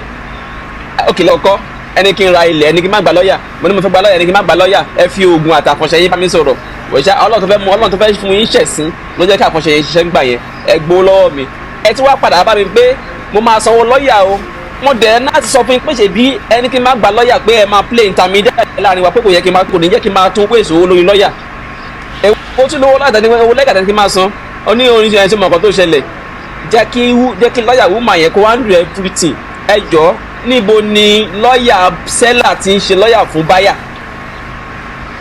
ṣé làkàyè náà sọ fún yín náà pé kì í ṣe license kan ló ṣe ń bẹ̀ yẹn ok ó tún gba owó yẹn ó wá gba 5.5 lọ́wọ́ mi the money is meant to be 65.5 ní ìgbà tí mo máa lọ ṣẹ́ẹ̀kì ó send statement tó ṣàfihàn bóyá send owó sí mid oil mining and petrochemical company bóyá send owó sínú àkáǹtì yẹn statement yẹn sí mi ibẹ̀ ni mo ti wá rí pé ẹ dúró náà this is my name now ìgbà ọdún mo send owó yìí sí bàbá yìí I now went to my own bank and now print the statement mo wá rí pé mo send 5.5 million yẹn lẹ́ẹ̀mejì tí mi ìdẹ̀ mọ̀ tí mo dẹ̀ send owó ṣé ok ẹni pé èmi ni mi mọ̀ nǹkan tí mo ṣe àbí gbàdúrà bá wo jẹ sọ ó ní mi ò gbọ́n àbí ok kọ́lá balọ́dún mọ̀ lè jẹ́ kí n gbọ́n kọ́yẹ́ tó gbọ́n tán ok tó báyìí pé mi ò bìkítà pé mi ìfẹ́ mi ìtẹ̀ kí ẹ̀bí tílẹ̀ wà tí mo sọ owó ilẹ̀ ẹjọ́ ṣé mò ń ṣe ní Aso Rock ni mo fi ń ṣe fada kérésì 5.5 million naira. Mi ò rò bẹ́ẹ̀ sà. tí mi dẹ̀ wà tí mo dẹ̀ sẹ́ndẹ̀ sí. now mo sọ wípé owó yẹn 70 million naira ṣé mo nǹkan tí TIBETAN ṣé mo ìwà tó bá ń ṣe ní central bank tó bá náwó nàkúnàgún yẹ kí wọ́n gbé.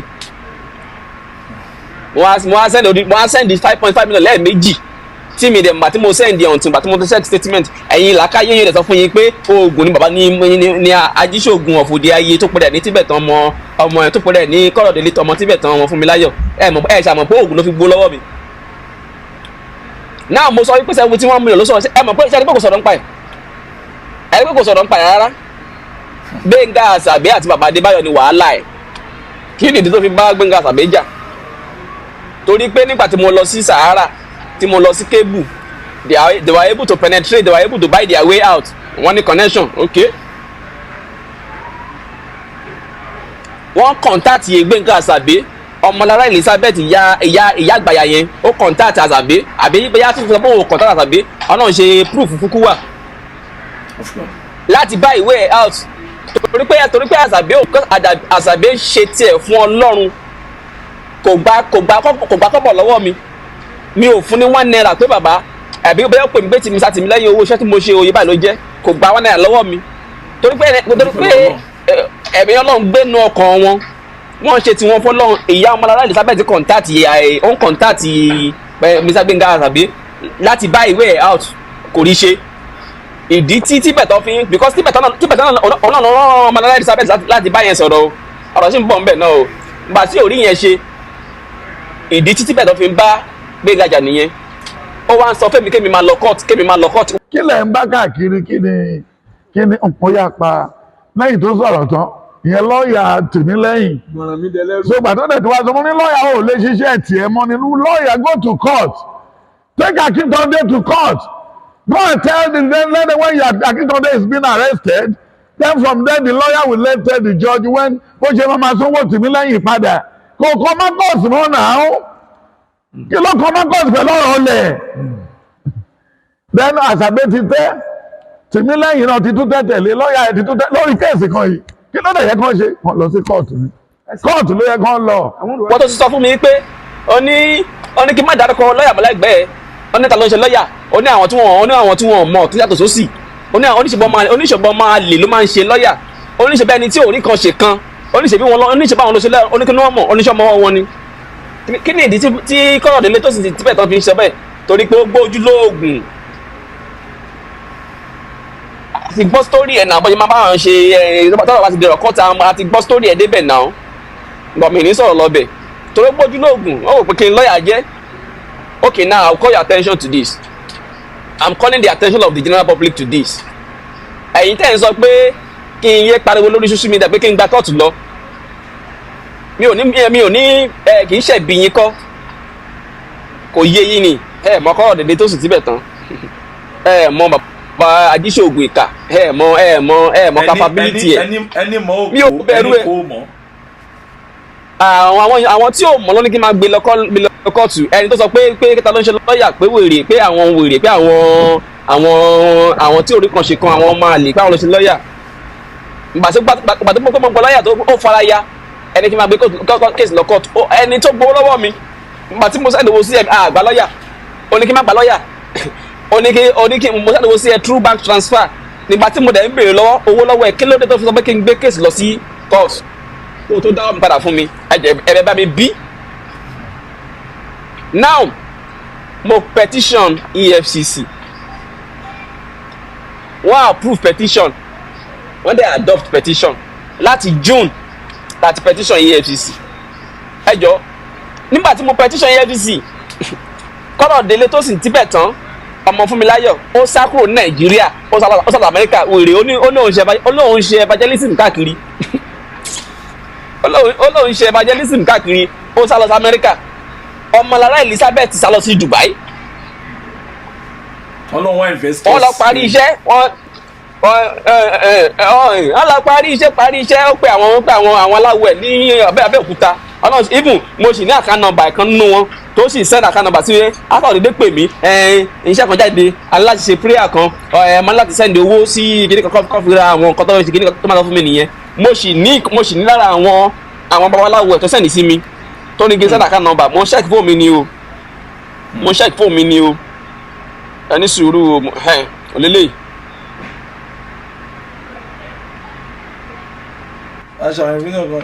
mo tẹ̀ sí ń bọ̀ náà ṣé ń ṣe Ifáṣeun Rasheed Lawal. orí yín pé sà Ifáṣeun Rasheed Lawal tó ní bẹ́ẹ̀ ni sà lára àwọn babaláwo ẹ̀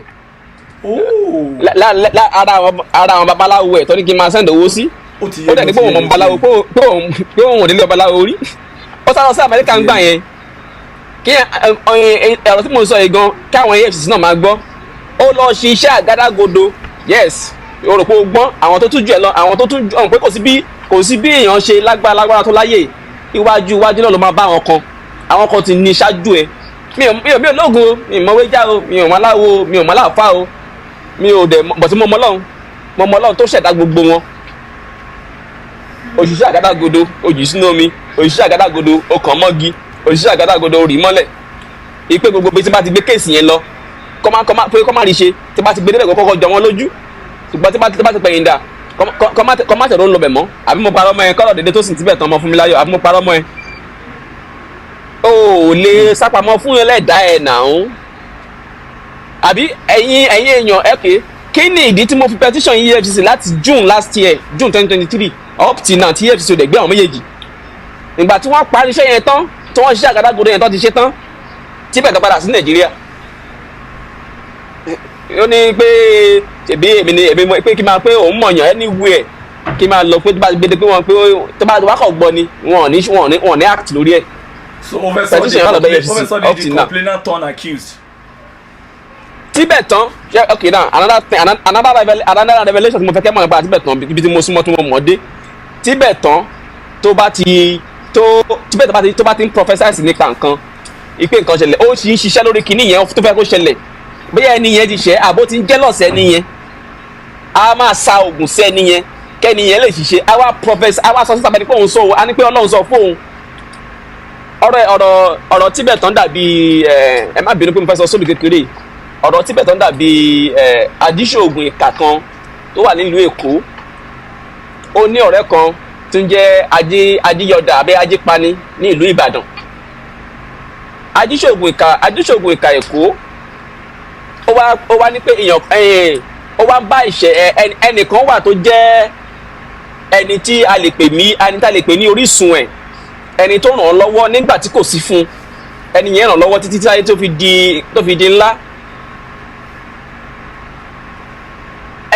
orí wá gbé ẹni yẹn kó aláwo eré àṣírí wá tú pé ẹni tó ràn lọ́wọ́ yìí kì í ṣe pé ìfẹ́ inú ẹ̀ náà tọ́ ìfẹ́ inú ẹ̀ máa ń ṣe dáadáa fún èèyàn bọ̀tẹ́ ní ó ti rí wípé kóun lè jẹ àǹfààní yẹn dáadáa ó lo nǹkan sí ẹ tó fi mọ̀ pé kóun ṣáà lè máa rójú rẹ ìgbà tẹ́ni ẹ̀dẹ́kọ̀ aláwo tó ń ba iṣẹ́ yẹn jẹ́ ó wá lọ bínú ó wá lọ bá ajíjọdà ajípani tó wà nílùú Ìbàdàn ó wá sọ fún ìyẹn pé ó rí nǹkan pé gbà mí nígbà òjò kí n gbà ẹ́ nígbà ẹ̀rùn o ẹ̀gbin kan kékeré ta báwọn ni mo fẹ́ kó bá ń gbọ́n ó dárúkọ ẹni yẹn fún ajíjọdà Ìbàdàn ajíjọdà Ìbàdàn ní pé Ọlọ́run ò tiẹ̀ ní ìfẹ́ sí irú nǹkan bẹ́lẹ̀ yìí ó ní má wọ́ọ̀rì ṣáà bá ń ṣe gbogbo owó tó bá fẹ́ ná èmi mo máa pèsè ẹ̀ fún ẹ ó wá sẹ́ǹdì owó sí ajíyọ̀dà ìlú Ìbàdàn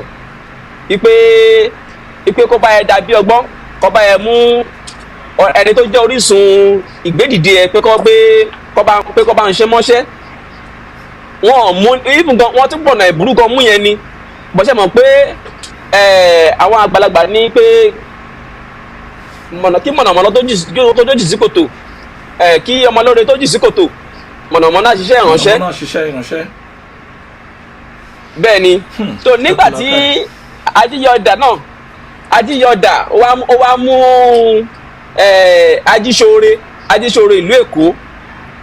ajíṣore ìlú Èkó pé wọ́n rí pé ìwọ ṣe báyìí sí mi ṣe báyìí sí mi ẹni ní mi ò ní ẹ bá jà èmi ò bá yín jà kò sí nǹkan tí èmi pẹ̀lú ẹ̀ ò ní jà rí tìṣẹ́ ẹ̀ náà ó ní o ṣe báyìí èèyàn kan ṣe báyìí nǹkan tí ò ní nǹkan ṣe kan ọ̀ṣà àkàmọ́ lẹ́sẹ̀ wọ́n fẹ́ kí wọ́n gbé sí ẹ̀wọ̀n kí bàbá ajíṣòògùn ìkà ìlú Èkó kó lè sọ pé òun ti sọ tẹ́lẹ̀ pé ẹni báyìí máa ṣẹ̀wọ̀n ṣé mọ̀ pé òun ló lọ sọ́síta pé èèyàn kan máa ṣẹ̀wọ̀n òun náà tún lẹni tó tún lọ náwó ní abẹ́lẹ̀ pé kíyàn kan tún lọ ṣe pé kíyàn kan tún lọ ṣẹ̀wọ̀n ó tún sẹ́ǹdì owó sí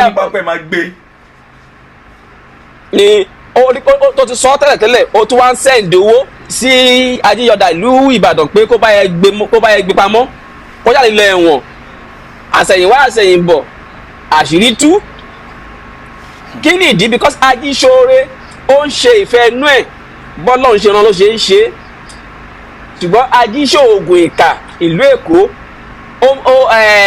aláìmoore ni àwọn àgbàlagbà dẹ̀ sọ pé orísun ní omi tó bá ti gbàgbé orísun ẹ̀ ó máa ń gbẹni ẹni tó bá ti ìka tó bá ti fi omi sí ẹnu èèyàn tó bá fún jẹ sẹ́nu èèyàn kì í gé jẹ nítorí tó bá ti gé jẹ o ti ṣépè fúnra ẹ nìyẹn ẹ̀gún máa wá sórí ẹ àìsọ̀rọ̀ ẹni yẹn gan àìṣépè ẹni yẹn gan ti gbé ẹ̀gún wá sórí ẹ bí ọ̀rọ̀ TIBETAN ṣe jẹ́ nìyẹn so TIBETAN bá ti tó bí ọ̀rọ̀ tí mo sọ yẹn bí ọ̀rọ̀ TIBETAN ṣe rí nìyẹn tí bá ti ní TIBETAN prophesize pé nǹkan máa ṣẹlẹ̀ ẹ lọ wo ẹ rí pé aburú máa ń ṣẹlẹ̀ nígbà tó bá ti sọ kò ń sọ pé nǹkan rere máa ṣẹlẹ̀ kó ṣẹlẹ̀ òun ló máa ṣe kíní yẹn lábẹ́lẹ̀ a máa sa ògùn a máa sa sí gbogbo ẹ máa ṣe gbogbo lábẹ́lẹ̀ ẹ̀yìn afẹ́ kó máa appear ní reality àwọn àdàbẹ̀ ni pé òun ló ti sọ tẹ́lẹ̀ pé òun ló ti sọ tẹ́lẹ̀ tó wá rí bẹ́ẹ̀.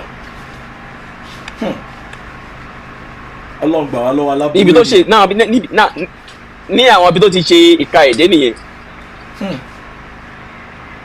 ó gbowó ilẹ̀ dá owó padà òun ní kí n máa lọ court because o ti mọ̀ pé tí n bá dé court o ti mọ̀ pé wàá pa ojú ẹ̀ mọ́ ń bẹ̀. o ní go to court. àgbé kéèsì lọ kí n sọ̀dọ̀ ẹ̀ ọ́ ní even o ti sọ pé kí n lọ sí court kó lóde pé mo wá sí sórí social media mo kọ EFCC mo kọ lẹ́tà sí EFCC ọmú ọ̀rọ̀ EFCC òmu ṣe mọ́ṣẹ́ àwọn náà máa gbọ́ nǹkan tí mo sọ nísìnyí náà bó jẹ́ ènìyàn ọ̀la ọ̀túnla ìjọkọjọ kan á ta sí wọn létí. tí petition ti wà lọ́dọ̀ wọ́n ti gbàgbé ni bẹ́ẹ̀ ni láti June 2023 up till to date wọn ò dẹ̀ rí ṣe àmọ̀ṣẹ́ tí ọ̀gágun ajíṣègùn ìkà of Èkó ọ̀gágun ológun ìkà òde ayé. bí kí gbogbo wọn tó wá fẹ́ dá sí kéèsì ẹ̀ kí rẹ̀wẹ̀sì máa mú wọn kí confusion ṣáàdé bá wọn. kó ṣáà máa mú wọn iṣẹ́ tó ṣe nìyẹn. kówó yẹn ṣàwọlẹ̀ kó má béèrè owó yẹn mọ́ owó olówó. kó wọn bí tó bẹ́ẹ̀ ó bí tó bẹ́ẹ̀ ó máa pọ̀. ó dẹ̀ ṣe project lọ́n church ó máa project dẹ̀ ń lo àwọn ilé ń dìde lẹ́gbẹ̀ẹ́ wọn wọ́ ilẹ̀ wọ́n ṣe a lot of things. ó ń ṣe ìṣe pé kò sẹ́ni tó lè bíun náà ni pé kò sẹ́ni náà ní Nàìjíríà ó ní kò síbi tí mo fẹ́ gbé lọ ó ní ìtàlẹ́ni náà tẹ́ mọ̀ pé ó bìlì pé ọwọ́ kan wọ́ nínú òkùnkùn wọn ọwọ́ kan wọ́ àṣìyẹ pé wọ́n ṣáà máa ní líìkì kan tó máa connect mọ́yàn kan but ó ti gbàgbé pé gbogbo àwọn tó ń mọ̀ wọ̀nyẹn pé Ọlọ́run ló ṣẹ̀dá gbogbo wọn ṣé gbogbo wọn lè bá ìṣẹ̀dá wọn jà ni lálẹ́ni tó ń bá ìṣẹ̀dá ẹ̀ jà tó ń win. kò sí. bẹ́ẹ̀ kọ́ tọ́ka sí pé èèyàn kan ti gbanú ayé kọjá pé ó bá ìṣẹ̀dá ẹ̀ jà pé ó dẹ̀ win ìṣẹ̀dá ẹ̀. even Hitler gan orí ṣe Idi Amin gan orí ṣe. kò sẹ́ni náà Mussolini gan orí ṣe. kí gbogbo ọmọ kan máa bá lọ́n jà Marcus kọ́rọ̀ dédé tó sì ti bẹ̀ tán ó rò pé èmi ló ń bá jà kò mọ̀ kọ́ lọ́n ló ń bá jà èmi ò bá jà owó mi lèmi ń béèrè èmi ò dẹ̀ ní dẹ́kun àti máa béèrè ẹ̀tọ́ máa gbà tó bá tó sanwó mi fún mi èmi kì yóò sì kú ikú kan bí kò ṣe yíyè òṣìṣẹ́ ikú síra òṣìṣẹ́ pósí òṣìṣẹ́ yẹtù tọ́tọ̀lé lórí tó sì láàyè òṣìṣẹ́ òbúkọ iṣẹ́ àgbò tó rì mọ́ láàyè òṣìṣẹ́ àpẹ̀rẹ̀ òṣìṣẹ́ àkóbá fúnra ẹ̀ òṣìṣẹ́ gbèsè fúnra ẹ̀ òṣìṣẹ́ àkóbá fúnra ẹ̀ gbogbo ẹ̀ gbogbo ti ń jẹ́ tẹ́lọ́run àdàbí tí ò bá sọ́lọ̀ mọ́ nìkan ni o àdàbí tó bá jẹ́ pé ọjọ́ èní tó jẹ́ February 29 tábà ti lè padà rí 29 ní 2025 tábà ti lè rí February 29 ní 2025 a jẹ́ pé oògùn tó ṣe yẹn kò ní lọ́sọ́dọ̀ ọmọ ẹ àmọ́ tábà ti rí February 29 ní 2025 gbogbo ti jẹ́ tọ́lọ́run gbogbo iṣẹ́ tó ṣe wọ̀nyẹn iṣẹ́ ikú òjijì iṣẹ́ àkóbá iṣẹ́ gbèsè iṣẹ́ àpẹẹrẹ tó ṣe gbogbo ti tọ́lọ́run Ọlọ́run á sọ di ìlọ́po méje á pín sórí àwọn ọmọ ẹ láti ìran kìíní dé ìran keje agbára Ọlọ́run wàá dẹ̀ sanwó mi àti wá àti ìyá burúkú wèrè ìyá ọmọlára kí ló dé tí mo tẹ̀ ń pè ní ìyá ẹni tí ṣé àbámọ̀ nìyẹn àbí awèrè ẹni tí ó gbọ́ tó yẹn lọ́mọ tí ò lè dá padà for good over 2 years tó ń sọ wípé fòun máa nìṣó ṣé a lè pè é lábẹ́ amẹ́sá. kátẹ gbàgbé ọ̀rọ̀ abiyamọ àti abiagba torí ìṣẹ̀rí màmá yẹn Ọlọ́run kó dáríjì wá tẹ bá gbọ́ ohùn ẹ̀ ń rò pé ń gbọ́ ohùn áńgẹ́lì but ìjọba fẹ́ bèrè lọ́wọ́ yín ẹ má bínú because tí màmá yẹn bá sọ̀rọ̀ ẹ máa sọ pé èèyàn tán Nigeria Limited mi ò mọ̀ bóyá ẹ rí punch yìí of Tuesday February 20 page 3 ẹ jọ̀ọ́ má bínú, I want to ask you because lọ́ọ̀yà yín sọ kínní kan. mo rí news mo tẹ̀ rí news yẹn. Oh, ẹ rí punch yẹn. Ó ní public notice. Public notice. Yes. Ẹ jọ̀ọ́ ẹ jẹ́ kí n ka díẹ̀ bẹ́ẹ̀, ẹ jẹ́ n ka. Ẹ máa gbọ́, ó ní the Alaramoko family of Ebute Arogbo village off Itokin, Epe Road, Epe, Lagos State, hereby wishes to notify the Lagos State government, property / estate developers, property investors, prospective purchasers, and the general public that the Alaramoko family is the traditional owner and in whose favour the deemed right of occupancy of the entire land situated at Ebute Arogbo village along Itokin, Epe Road, Epe, Lagos, now and in the future, and same has not been divested to any individual, person, group of persons, or companies with regards to the extant laws regulating land and immovable properties in Lagos State and Nigeria as a whole. It has recently come to the notice of the Alaramoko family that one Chief Mrs.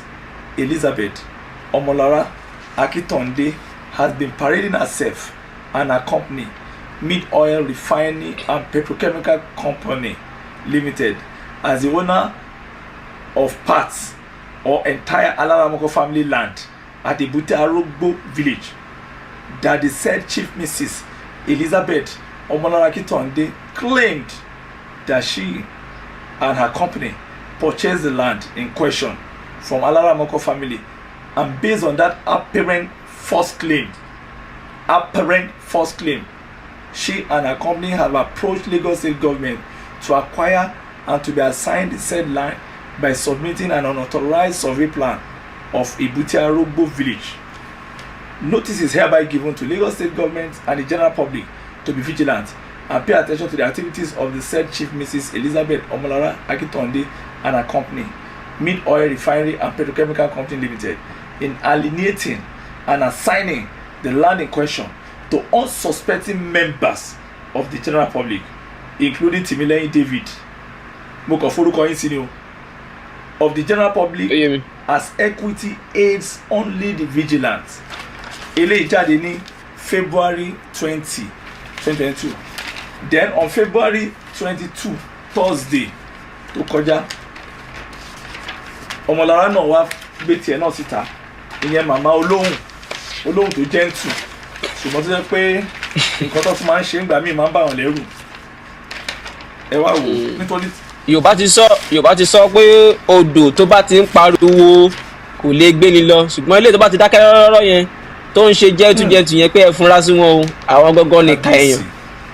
Ẹ máa gbọ́, ó ní re-notice of rebuttal, ó ní convey fire bí wáyé, ó ní Mid Oil Refinery and Petrochemical Company Limited wish to inform all our investors, property estate developers, property investors, prospective purchasers, and the general public that Mid Oil Refining and Petrochemical Company Limited, a Nigerian registered company with registration number 1026858, was duly allocated 365 hectares of land by the Lagos State government on the 24th April 2014. Nígbà tí Governor Fashola wà lórí oyè ní for it proposed 100,000 BPD modular refinery covering the communities of Ejirin, Sekungba, Olúmọdán, Odòdùgbà, and Arugbo, Ererufu, Ajiden, Jangirin, and Mogolowu in Epe Local Government Council, Lagos State. Mid Oil, in agreement and collaboration with leaders, traditional rulers, and accredited representatives of the above-named communities, attended the joint meeting with the Executive Governor of Lagos State and officials of the Lagos State government and relevant parastatals at the time to discuss the issues of the additional benefit to the communities. It was concluded at the meeting that Mid Oil as a company should agree to supplemental benefits and annual gifts to the communities, and at which the company has since commenced. While our company was processing the refinery license, 1. License to establish LTE, 2. Approval to construct ATO at the Department of Petroleum Resources and sourcing for foreign technical partners, and access to land memorandum of understanding was duly entered into the payment made and duly acknowledged and signed on the 24th May 2014 with the various communities of Ejirin, Sekungba, Olúmọdán, Odòdùgbà, and Arugbo with copies of their photograph attached to the memorandum of understanding. The communities were taken along to all licensing processes, including presentation of a proposal modular refinery project at the office of the Honorable Minister for Petroleum Resources, Abuja, on the 27th September 2017. It came to our attention that there were problems within the Alaramoko descendant family of Arugbo village, Ikosi Ejini, LCD, Epe local government, Lagos State, resulting into two factions in the family. Our company executive chairman, company legal advisor, the community legal advisor made all effort to resolve the problem to no avail, as the matter in contention was that of signature forgeries, fraud, that the community land being sold arbitrarily by Mr. Adewale Yusufu Michaels and others. The matter of the signature forgeries, fraud, and arbitrary sale of land is now before the law courts. That's point number one. Filed by the Alaramoko descendant family of Arugbo community, as well as effort towards the removal of the said Mr. Yusufu Michael as Baale of Arugbo.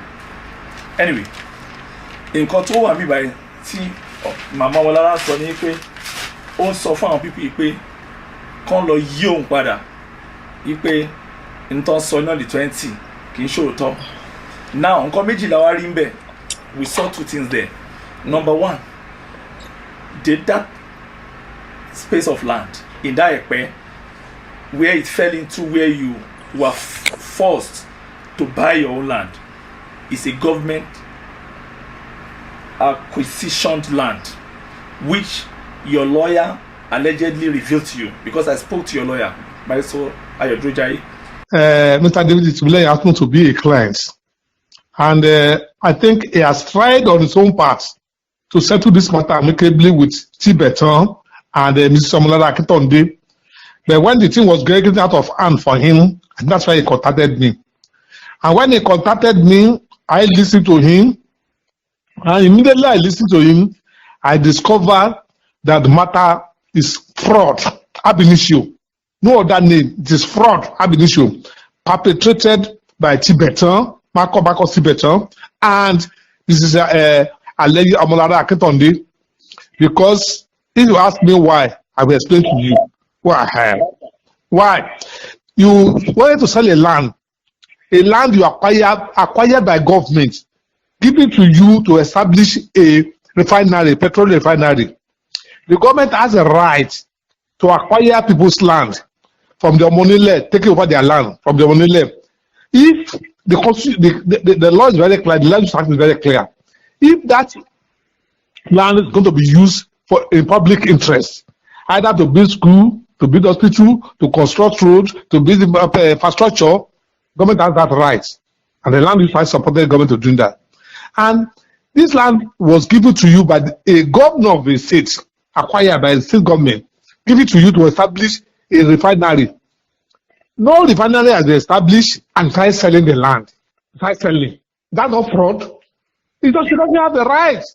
Legally speaking, she doesn't have the right. Is that not fraud?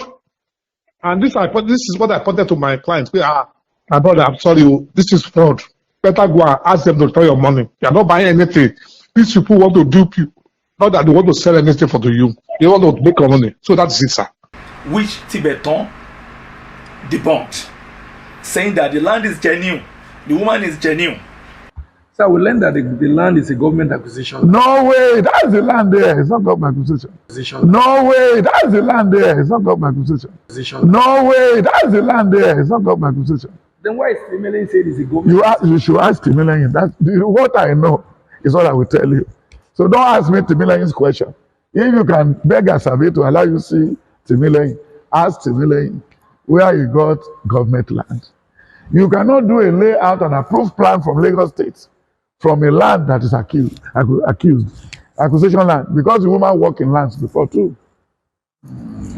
So, but when you look at the journey, Temire, this is 24 million to mid oil.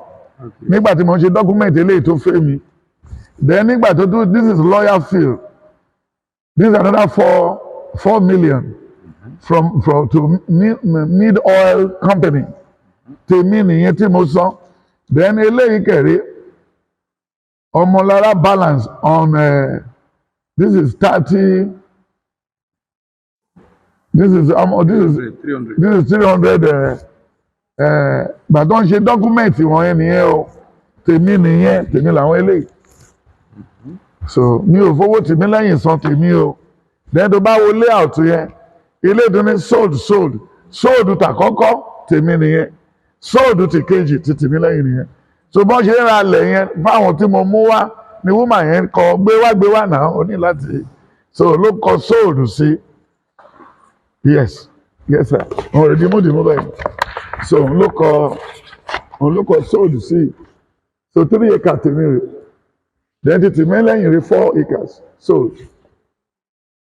so ilẹ̀ yìí ò lè jẹ́ acquisition land ilẹ̀ yìí ò lè jẹ́ acquisition land ilẹ̀ yìí ò lè jẹ́ acquisition land so then òun náà ló tún wà mẹ́yẹn.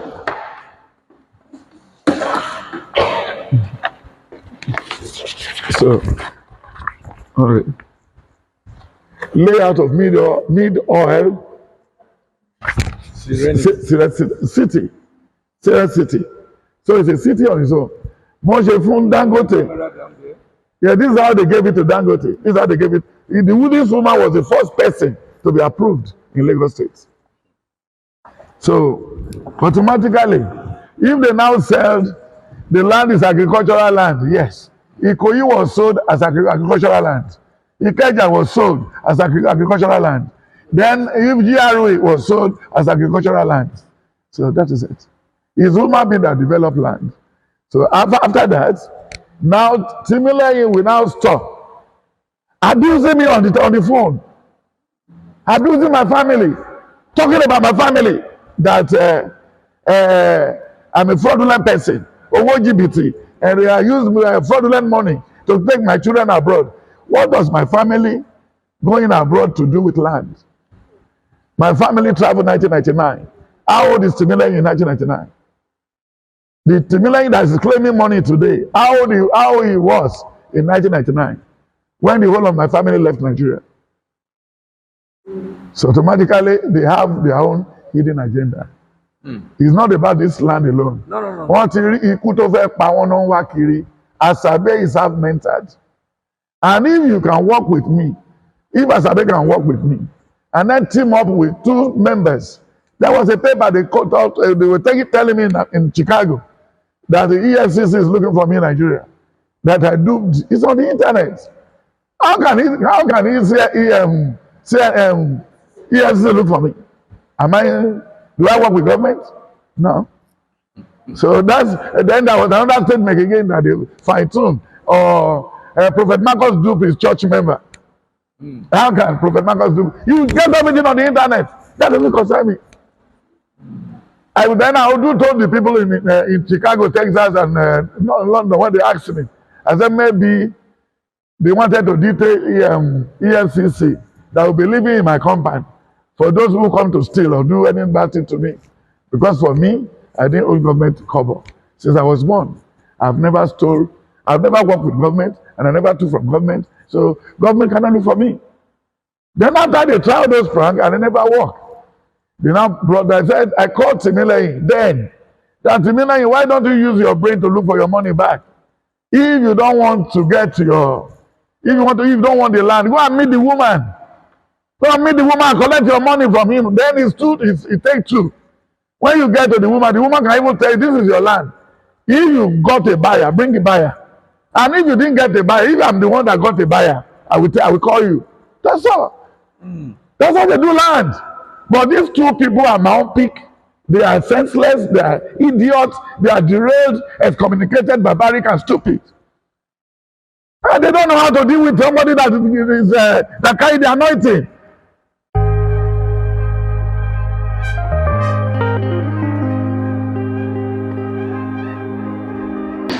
wọ́n lé mi ò ní ìdí kankan olúwa fúnra ẹ̀ máa wọn lè yẹn èmi tó wá sọ bọ́ lọ́n pé mi ò fẹ́ kankan tó ọjọ́ tí mo wá lábẹ́ ìyá mi ò mú kankan dání àti lọ ṣe kéèsì wọn yẹn wọ́n bá waste time iṣẹ́ ẹ̀ then nígbà tẹ́ni yẹn kúrò ń bí tó máa pé 2 months níbi iwájú airport mo máa dá ẹ lọ́lá náà ń ṣe o níwájú airport tó ń ṣe ń kọ́ yẹn ní àjà ẹ̀wọ̀n bẹ̀ ok wọ́n fún Elisha ní 3 acres of land. ṣé ó yẹ ká lé àwọn olè ṣá? kí ló ń jí? ewu tó ń bẹ nínú àìmọ̀ kan èèyàn lè rò pé òun máa jó owó ọ̀gá òun fẹ́ lọ fi kọ́lé ó lè jẹ́ ọjọ́ ìfà lọ sílé kí mọ́tò pa kò dẹ̀ mọ̀ pé wàá nú ọ̀gá ẹ̀ pé òun máa fi lé ta lọ́rẹ̀. àwọn èèyàn mọ̀ pé kì í ṣe gbogbo ara máa kọ́lé ẹlòmíì wọn máa fún ẹlòmíì wọn máa gbé mọ́tò fún ẹlòmíì wọn máa fẹ́ yàwó fún ẹlòmíì wọn máa fún lẹ́mìí gígùn nípa iṣẹ́ tó ń fún nírọ̀rùn. gbogbo àwọn tí ò mọ̀kàn láàrin wa kó ló wá jẹ́ kójú wọn tètè rà. máa fẹ́ kó fún màmá ní 2 minutes because wọ́n ti dá odidi sẹ̀lẹ̀ kọ́ tó ń bínú kúrò mẹ́. wọ́n kọ́ gbogbo ẹ̀ wọ́n gbé kí ilẹ̀ ẹ̀hún dẹ̀ kúrò. dẹ́ni eléyìí dẹ́ni tó tún fún wa lélẹ́yìí ń sìn tí mo fẹ́ sọ fún brọ́dà mi. wọ́n ní wọ́n ti wo eléyìí dáadáa o. àwọn máa kọ́ wọ́n á mú kọ́kọ́rọ́ lé mi lọ́wọ́. mo ní jẹ́ ìyẹn bọ́lá ọdún fẹ́ dá mi dúró bìkọ́ tó kọdún 5 tí mo fẹ́ lò lẹ́kọ̀ọ́ mo ti ń lọ. wọ́n lọ lómi. òbí ayé ọ̀hún mo ti ń lọ sà. irú eléyìí tẹ́yìn ṣe yìí gbogbo àwọn ọba àlú ló máa wá. wọ́n ti máa pa màálù àwọn èèyàn ti máa jẹ́ odidi ọ̀sẹ̀ kan ká tó wá gbé prediction jáde bí àpótí ẹ̀rí bọ̀tẹ̀ kò yìí wàhálà yẹn pọ̀ díẹ̀ hallelujah so màá fẹ́ kẹ́ àti àwọn agbóró bí ń sìn o àti lọ sí ibi tí Dangote wà yẹn jẹ́ pé Ọlọ́run fúnra ẹ̀ ló promote wa ọ̀nà tó bàjẹ́ ń bì àdúrà bọ́ síbi tó ọ̀nà ti dá máa wo kárígò lẹ́ẹ̀kọ̀ọ̀kan torí ilé tó dúpẹ́ kó sí ilé tó dúpẹ́ tó kó sí ìsòsúnmọ́ bí tó ń gbé tẹ́lẹ̀ èmi máa sọ pé ọ̀nà ò dáa máa tó má lè fi bọ́ọ̀lù lẹ́pọ̀ tó lọ́wọ́ yẹn má kàn wọ́n tẹ̀. hallelujah ìwé ilẹ̀ náà rí wọ́n tún wá ṣe ìkànnì kẹ́lẹ́ tó lè yá wọ́n tún wá fún mi ní 17 hectares of land pé kí n wá àwọn sẹ̀lẹ́tà fún. ó tún ní expatriate quota area ó tún ní refinery wọ́n ní èmi ò lè ta ilẹ̀ bọ̀ torúkọ mi ta tó bá mú máàkì lamẹ́ríkà pé if you want land in so place yes I can get the land for you the Lord will bless you. ẹ̀yin tó bá ń ṣe mọ́ sọ fún àwọn ọmọ ìjọ pé ẹ̀kan wọ chọ́ọ̀chì rẹ̀ ń jáde ọjọ́ tọ́lọ́ bá máa gbé ìṣẹ̀ gbé fún mi ẹ̀kan lè fọ́pẹ́ nìkan wá gbé mi ní kí wá lọ wọ helicopter kí wá lọ wọ jet má bẹ́ẹ̀ ní bọ́ọ̀dì wọ́ o ti wá tú mi láṣìírí nítorí jẹ́jẹ́ mi máa wọ plane lóyìnbó ó bá ti ní problem markers because we don't have time.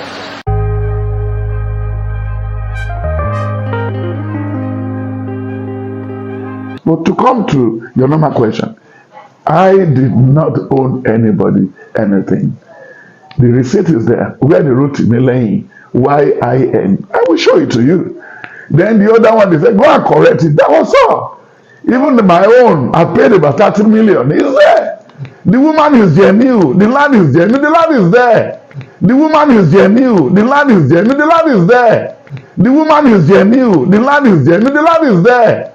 But they wanted to give a dog a bad name. But that doesn't mean anything.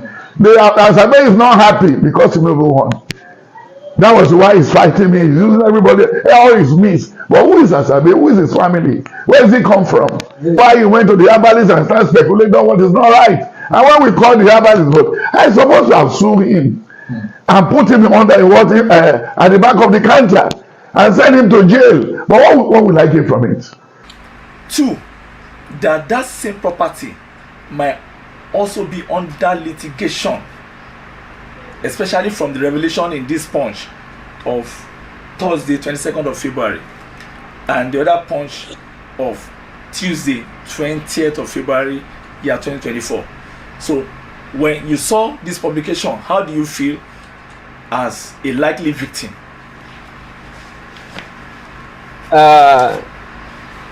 When I saw the news, It's just another revelation to me of God's